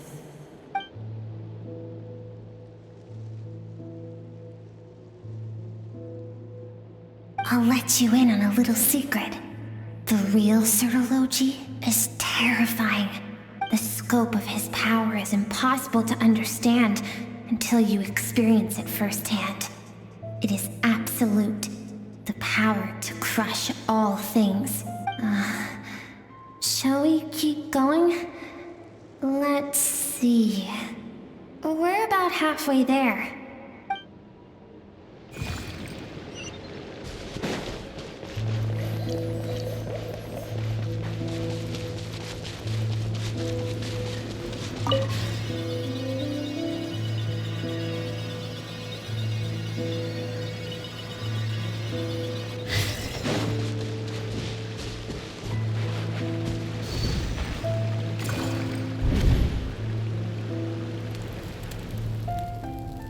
We've made it quite a ways already. This is Skirk, when she first began training under Sertology. I have set your broken wrist. Tomorrow, you're to train twice as hard. No tears this time. Good. Attempting to garner sympathy through tears is a habit of the weak. A pitiful, useless ploy. Can I ask a question, Master? Why did you save me? I keep thinking, maybe it would be better if I had died. I wouldn't be haunted by that fire all the time. I wouldn't have to go on like this. I saved you because I have a plan for you. It has been too long since I fought a battle that demanded my full strength, and I hunger for it. Every so-called genius and prodigy I have faced has crumbled like sand underfoot. Before me, even fate bends the knee. So, I will teach you everything I know. Train you by whatever means necessary, in the hope that one day, you might surprise me. But I don't want to draw my sword against you, Master. What you want matters little.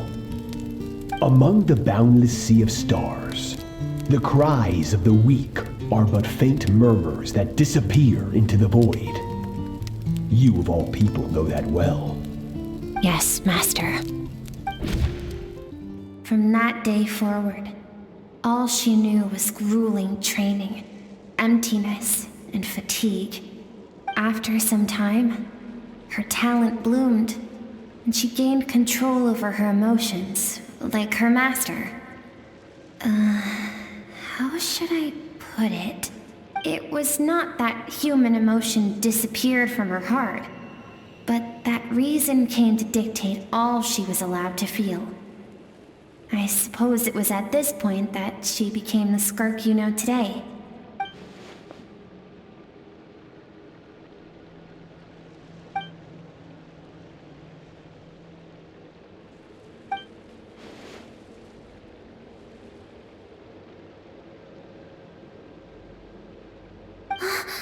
We're nearly there. I almost don't want to reach the end. Well, shall we? This is the final stretch.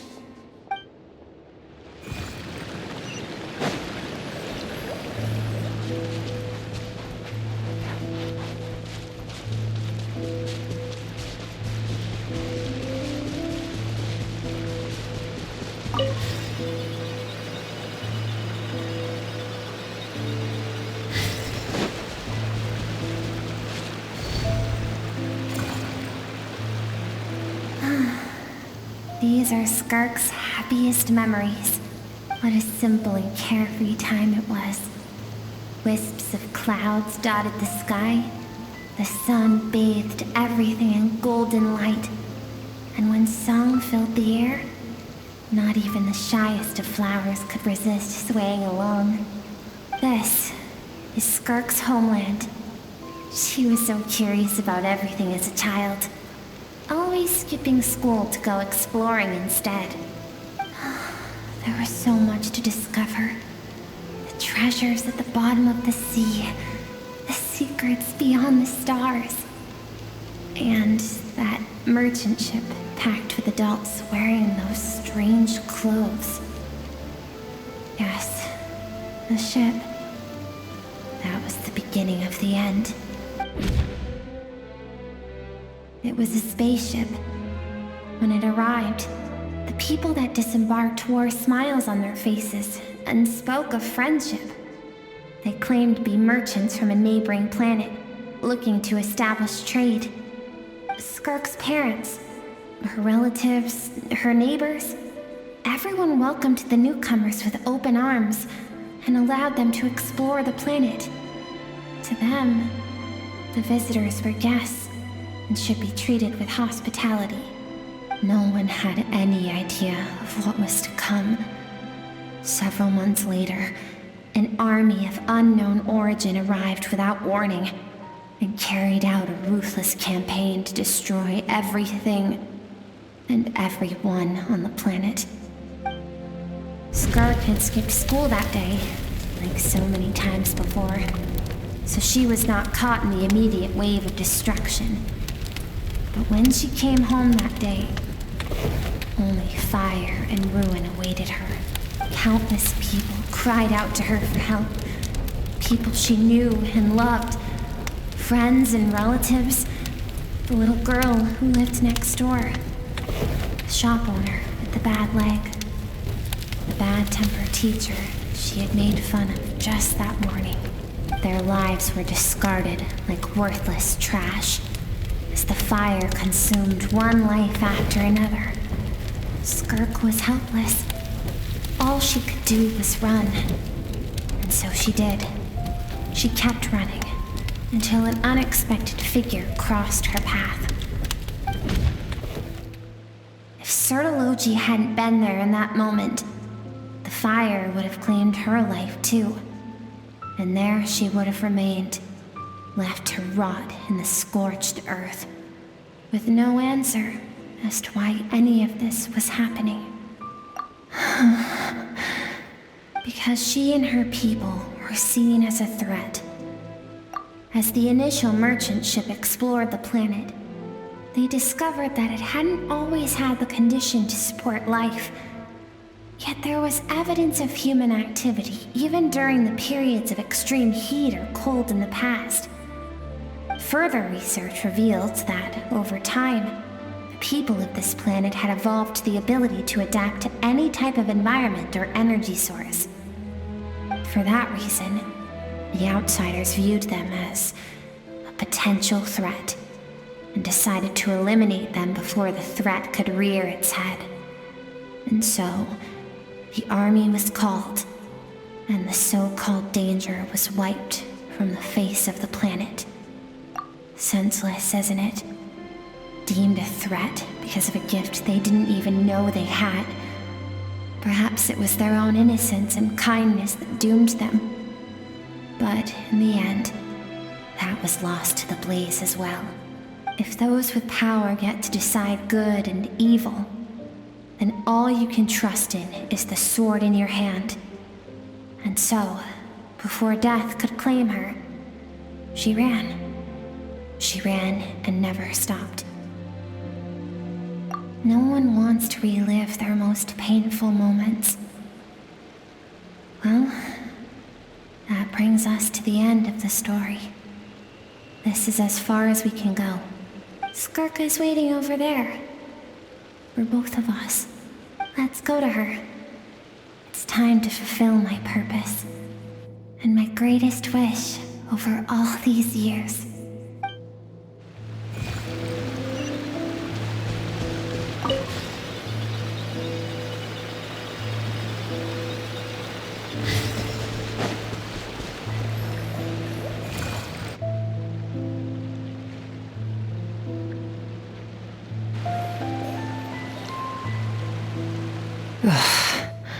So all this, just so you could bring him here.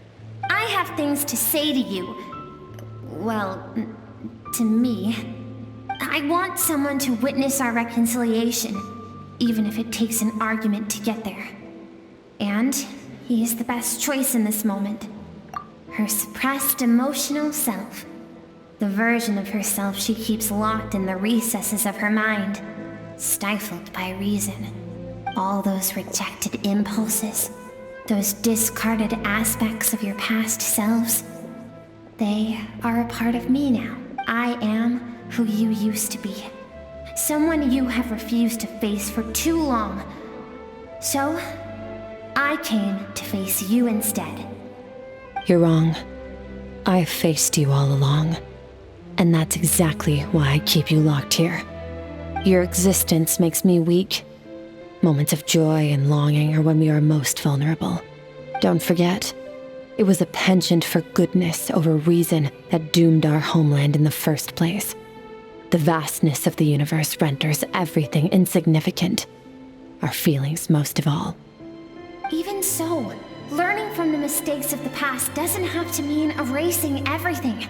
Strip yourself of your so-called weaknesses, emotions like kindness and empathy, and what makes you any different from the ruthless soldiers who slaughtered our people? The difference is that I'm doing what is right, what is necessary. I allow you to exist, but with limited freedom. That is the greatest kindness I can offer. I have shouldered everything you couldn't carry. I rose above the numbness and emptiness, and it was cold, unfeeling reason that brought me this far. It made me who I am. It made me strong. That is the problem. I want to shoulder those things together.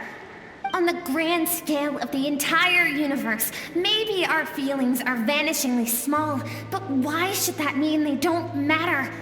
Emotion gives warmth to the cold expanse of space. It gives meaning to the world around us. Think back to those nights of gazing at the stars, those afternoons of exploring the unknown. Think back, and let them grant you peace. A brief respite from the pressure you put on yourself. That isn't what we need. It's exactly what we need. Aren't you curious about about why recovering your strength has taken longer than normal this time? Finally, you get to the important part. That is the only answer I came here to find. Then look around. Look at your inner world.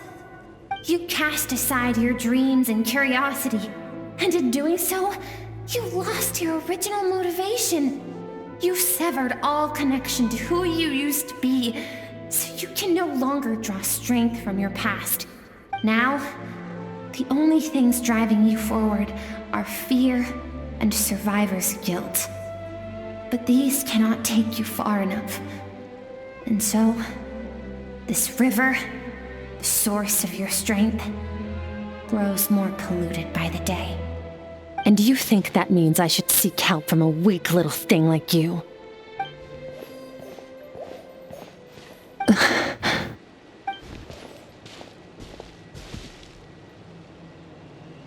Thank you for saying that.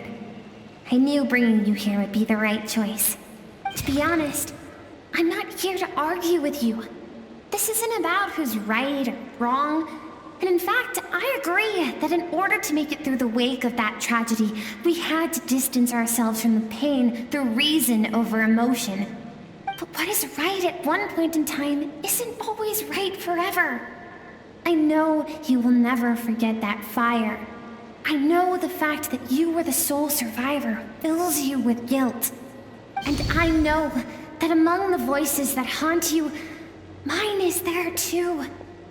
Because deep down, you know that you didn't turn out to be the person you wanted to be. All those unfulfilled hopes are like knives to the heart. And I don't want you to hurt anymore. So even if you can't accept me, I hope, at least, that you can let go. I keep thinking, maybe it would be better if I had died. I wouldn't be haunted by that fire all the time. I wouldn't have to go on like this.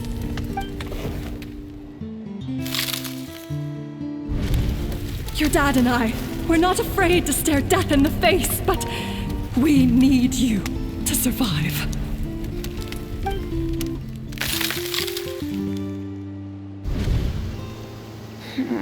I'm sick of being a kid. There's so many amazing things out there, and I'm ready to see them all.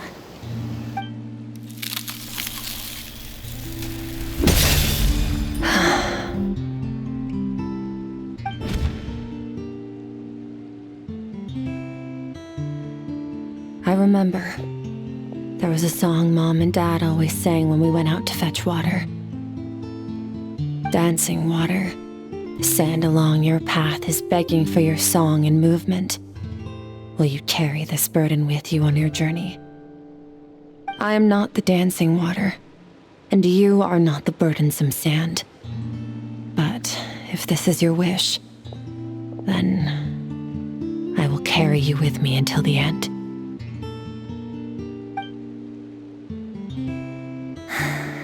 Thank you. I should be thanking you.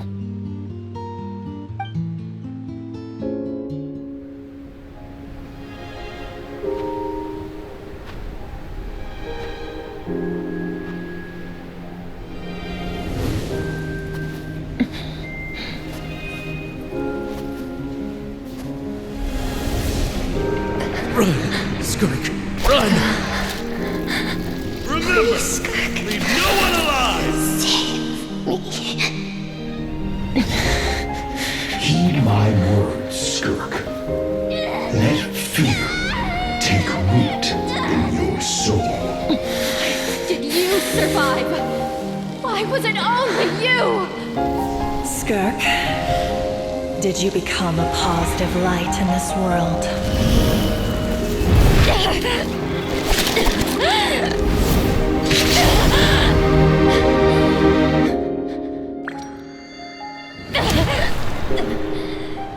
Hey, this doesn't have to be the end.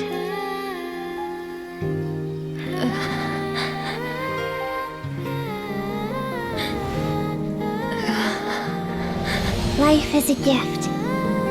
Don't let darkness claim it.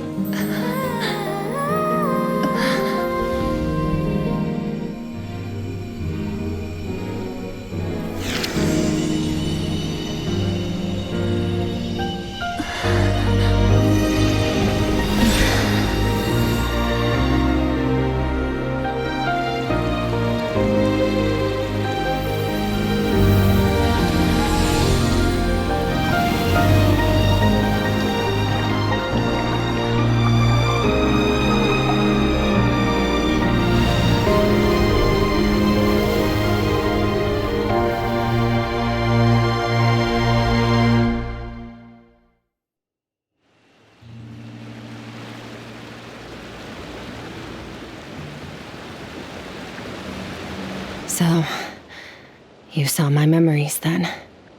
I once asked my master if survival of the strongest was the law of the universe. He said no. But in a world without order, those with no moral boundaries tend to be the ones who survive. That's why, after hearing his answer, an idea came to mind. An idea that, one day, I would create a new world order. One in which there would never be another tragedy like that fire. One in which power was not the law of the land. But that means I must defeat him. Because my master, Sertologi, is, at the core, a defier of all rules and order. Yes, and not just because of the gap in our abilities, but also because I have no reason to see him as an enemy. Although his decision to train me was not made out of kindness, he did everything a master should. He saved my life, taught me the sword and the principles of strength. And for that, I respect him. I know, and it's not something I want. But Master never goes back on his word. I have to treat everything he says as a promise. He's no longer into that, but he sends me messages through the abyss every now and then. Most of them are simple greetings, or an answer to one of my questions. Every time I hear from him, my heart skips a beat. And I wonder if this is the moment where he'll finally appear before me and tear down everything I've built to pieces. Maybe that means I do live in eternal fear, just like he said. Yes, I respect him, but I'm also afraid of him. And for that reason, the pursuit of strength consumes every moment of my life. I don't know what Master has planned, but I have to be ready. Help me? Why? This isn't your fight.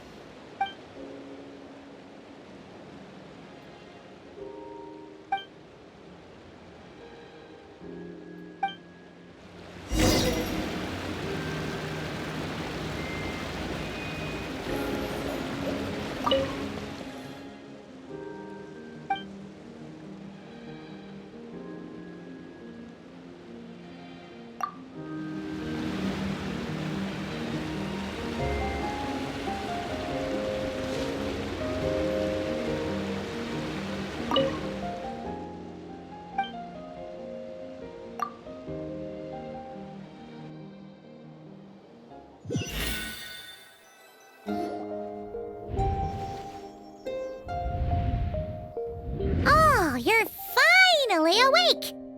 Honestly, Paimon was gone for like 2 seconds and then she comes back and finds you both unconscious? You scared Paimon half to death! You're both okay, right? What does it look like? Only water from the source can cleanse the rot and filth that flows from the past into the future. I taught you to incorporate the experiences from your journey into how you fight. I suppose what happened today will become an inseparable part of who I am. Okay, so Paimon feels like she's missing some important context.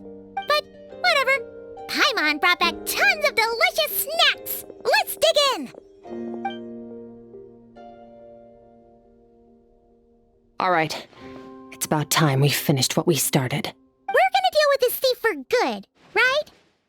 This time, I'm not going to tell you to hold back. But having digested even more power in the meantime, he's going to be tougher than before. The good news is, we have no reason to pull our punches this time. So, let's go. Same place as last time.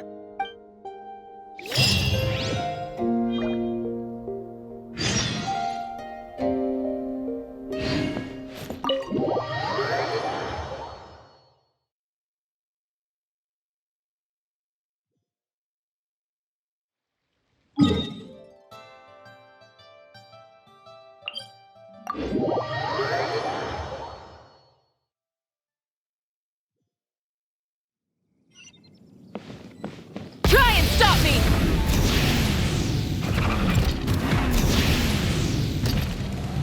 Bring it!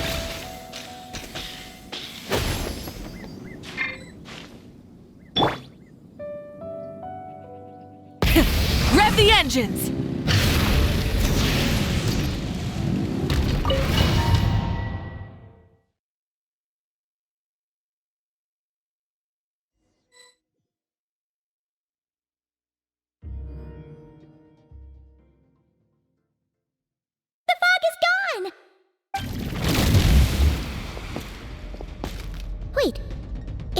form the all-devouring narwhal changed into? How come he knows that, too? Really?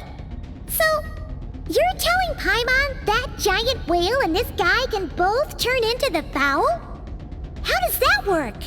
It's a subconscious instinct. Any intelligent being who longs for his level of strength is bound to mimic his appearance. It's a natural response after encountering someone as powerful as Master. To them, he represents ultimate power. We know the person before us has encountered Master, and we know he stole a portion of my power. So it's not surprising that he would assume this form. Okay. Oh, the closer Paimon looks, the more intimidating it gets. Nervalette isn't here this time, so it's up to us. He won't have the nerve to steal again after we're done with him. Let's teach this guy a lesson!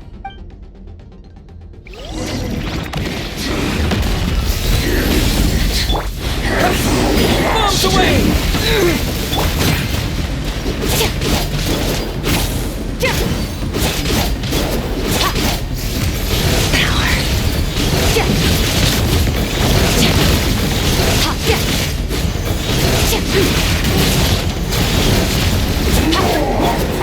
Haven't forgotten your training, I hope.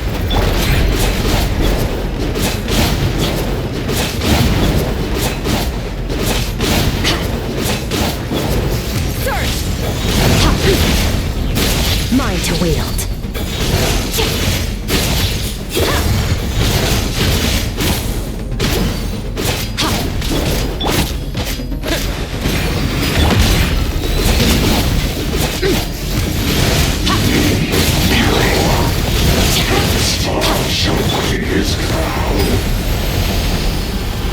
Water jet!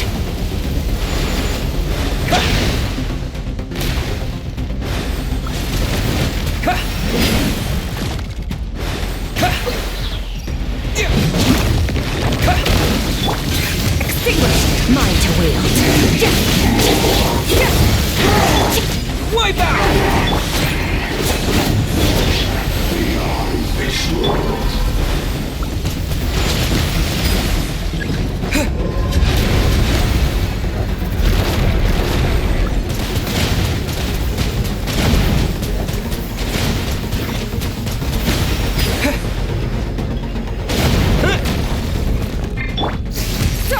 Mine to wield.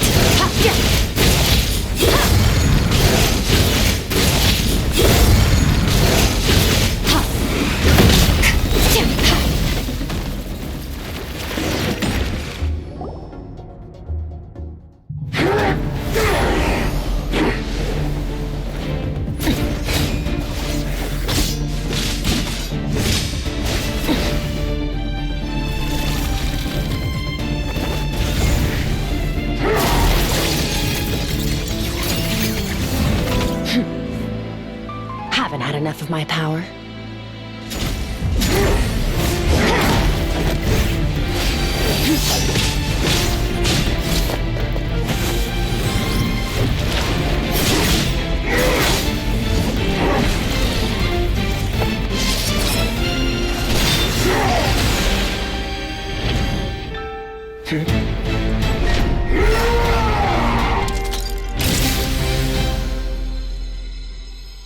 Well then, let's see how much more of this power you can handle.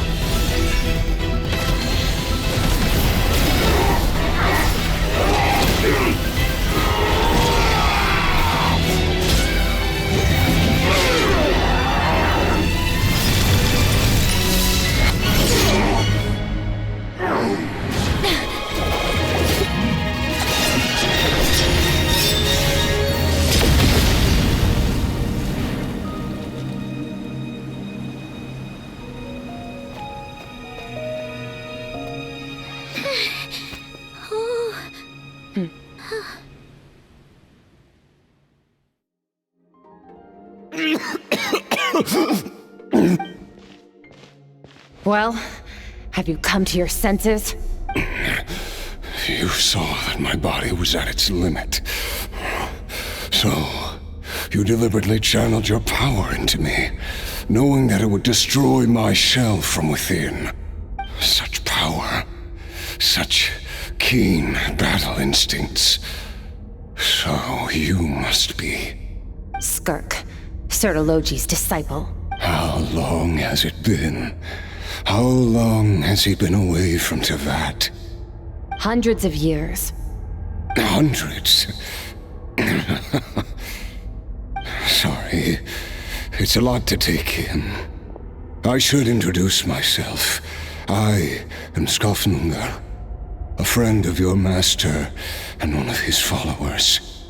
This is the first time I've heard your name, Skirk. But hundreds of years ago, I knew you existed. And I knew you would come here. Hundreds of years ago? Sounds like you and Master have quite the history. Care to tell us about it? Of course. Might as well take advantage of a clear head while I can. The story starts a long, long time ago.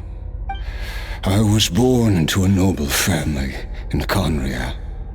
As the eldest son, I was set to inherit our title. But I contracted an incurable illness as a child, and everyone gave up on me. I trained the sword harder than anyone else, defeated all of my peers. But it was all in vain. When other people looked at me, all I saw in their eyes was pity or a strange glee in my misfortune. Even my parents were just waiting for me to die.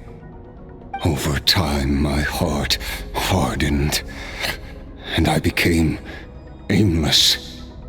That was the point where I met your master, Sertologi. We were similar in age, but different in background. He was born in prison, the son of criminals who had been sentenced to death. He spent his childhood wandering the streets, facing more criticism than the literary works in the Universitas Magistrorum. Yet, he always wore a smile on his face, as if kindness and malice were one and the same, and he could not see the difference. I still remember what he said to me when we first met. You need to fight to survive. Even if it's a losing battle, it should light a fire under you. How can you sit back like this and go down without a fight? That does sound like something he would say. He was the first to acknowledge that I was worth something, and he inspired me to keep going. When we sparred together, it was the first time I'd actually felt the thrill of combat. When I was 10, he stole forbidden research materials and managed to cure my illness. It was like there was nothing in this world he couldn't accomplish. When it came to the human form, he was always intent on pushing the boundaries of possibility. But somewhere along the way, I fell behind. My talents were nothing compared to his, and at some point, I realized he had pulled so far ahead, I was too embarrassed to even ask him to spar. After his grand endeavor was successful, he sought me out and said to me, "This planet no longer holds anything of interest to me, so I'm leaving. But first, I have an offer. I can use a power I have just refined to break the curse of immortality for you. Your death was once what we worked so hard to prevent. But the immortality you now face is a different kind of pain altogether." I'll pass. Immortality doesn't sound so bad to me. Since I can't die, it means I have an infinite amount of time to get stronger.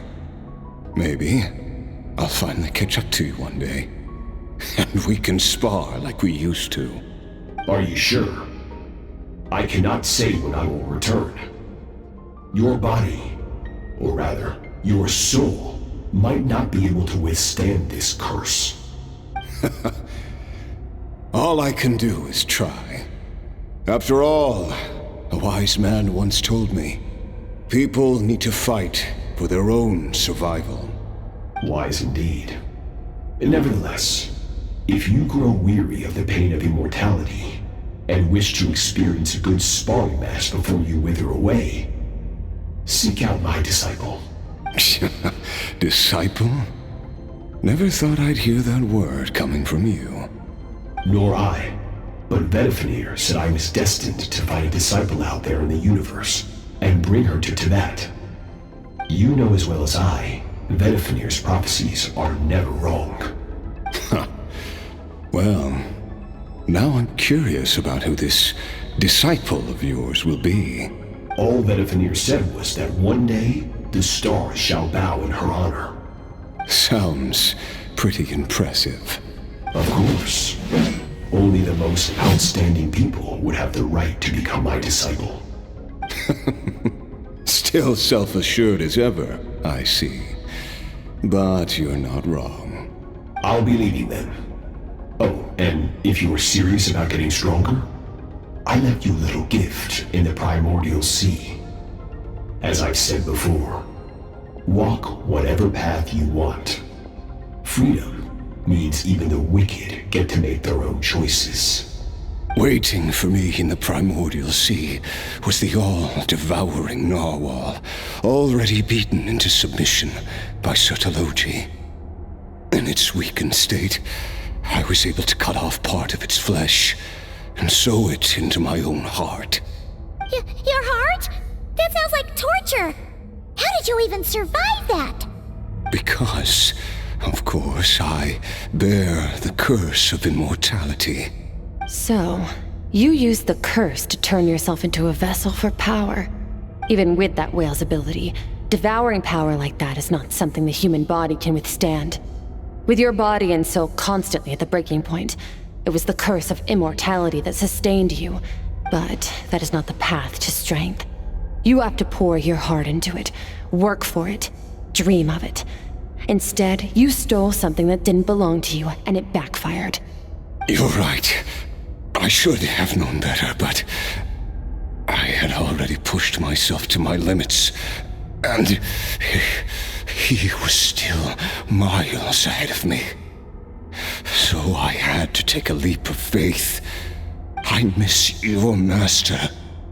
I miss the days when we were all together, troublemakers without a home. I don't regret the choice I made. But if you'll allow it, I do want to apologize. To both of you.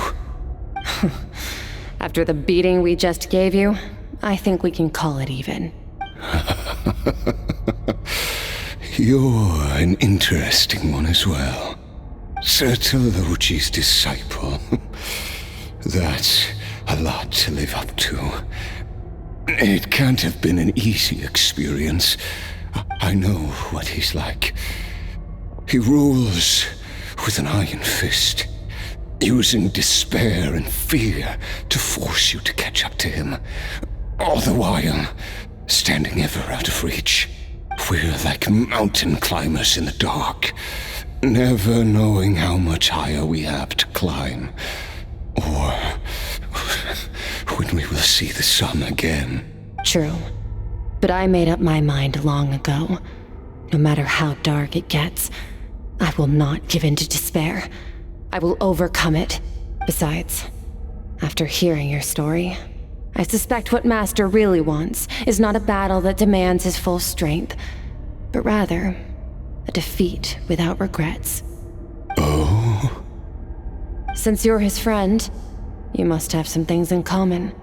First time we came here, when you stabbed me through the fog and stole my power, I felt no emotion coming from that spike.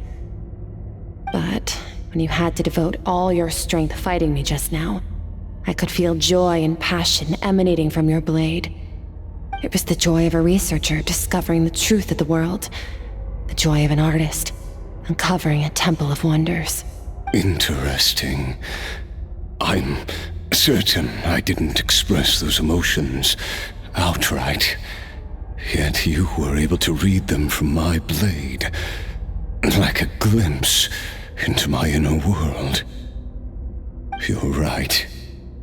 That battle brought me an unbridled sense of joy, and my defeat brings me no regret whatsoever. Exactly. I think Master also craves a battle like that. One where his opponent forces him to use all his strength, unlock the extent of his potential, and transcend his own limits. A battle to end all battles. After which, all can come to an end, including, perhaps, his life. For that very reason, good and evil are meaningless to him. He has one purpose, one goal: to complete himself. It's one of the secrets to his strength. Perhaps you're right. Perhaps that is his call. What a battle that would be. Oh, to witness such a... Are you okay? Too many different kinds of power are surging through my body.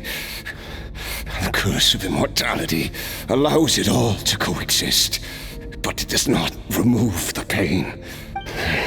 I won't be able to hold on to my sanity for much longer. What a shame. I would have loved to witness that battle. Sertologi once offered to free me from this curse. Now, I must ask that of you, Skirk.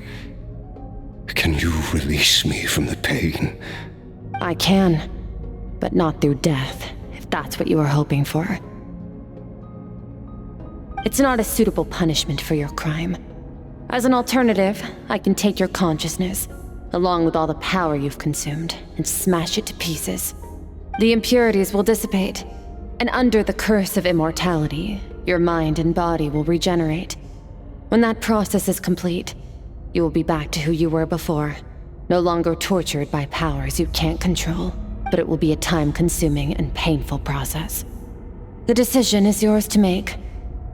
I accept. And who knows? Perhaps I'll wake up in time to witness your great battle with Sertologi. I have faith that you'll be able to stand against him one day. Though I know it'll be a long and arduous road if we are climbers in the dark. It appears the dawn has finally broken for me. But your ascent continues. At least, it looks like you are not alone on your journey. I will reach the top of this mountain, no matter what it takes. And you, Skofnunger, will be my witness at the end of all things. That's finally over. Let's get out of here. Huh. At least we don't have to make a mad dash for the exit like last time.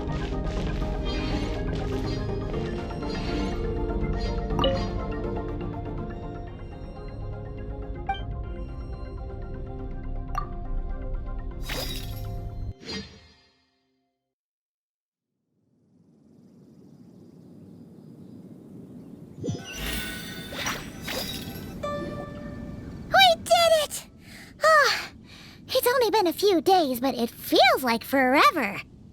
Once again, we've proved there's nothing we can't overcome. We're just that awesome. Wow, you sound even more confident than usual. Guess you really have become stronger. Today sure went by fast. It's night already. Oh wait, that reminds Paimon.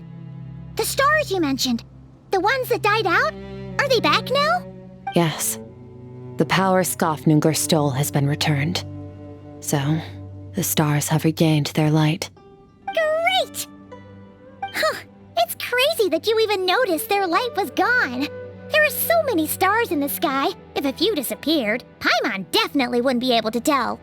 I suppose it's because I have gazed upon this sky for centuries. The false stars, hanging in the meticulously planned sky, glittering with rotten light. It's not real. And yet, it is for that very reason that I can look upon it and enjoy the momentary peace it brings. Even the most beautiful of bubbles has to burst. We will return to the real universe one day, whether of our own volition or not. Time marches ever forward. Even the innocent and naive will taste life's bitterness. Yet through hardship, we grow until we learn to seize the sands of time for ourselves and uncover our true strength. Though we gaze upon a false sky, its vastness and majesty is palpable. One can only wonder, what is it going to take for kindness to reign supreme in the vast expanse of the universe? Ugh, this is all going over Paimon's head. But if she knows one thing, it's that the traveler always finds a way. Ever since we met, he has filled Paimon's days with happiness. No matter how tough things get, he always finds a way to make it better. If it's too big a job for one person, then we'll do it with two. And if two's still not enough, then three. We've met so many amazing friends and accomplished so many amazing things. As long as we don't give up, we can make any wish come true. I suppose when it comes to you, anything is possible. Well, I should be going. Now that my power is no longer isolated from my emotions, I need more practice to get used to it. I suppose fate will decide. Maybe we'll bump into each other on the street. Or maybe we'll reunite on a different planet entirely. Regardless, reunions and partings are but passing moments. More than anything, I hope that at the end of this journey, wherever it takes us, we stand in a world reborn. One without war, pain, or forced partings. One where new life can bloom, even where there was once nothing but scorched earth. For this, we must all work to become stronger. Goodbye, traveler. Remember your training. Make sure to put it to use. Bye!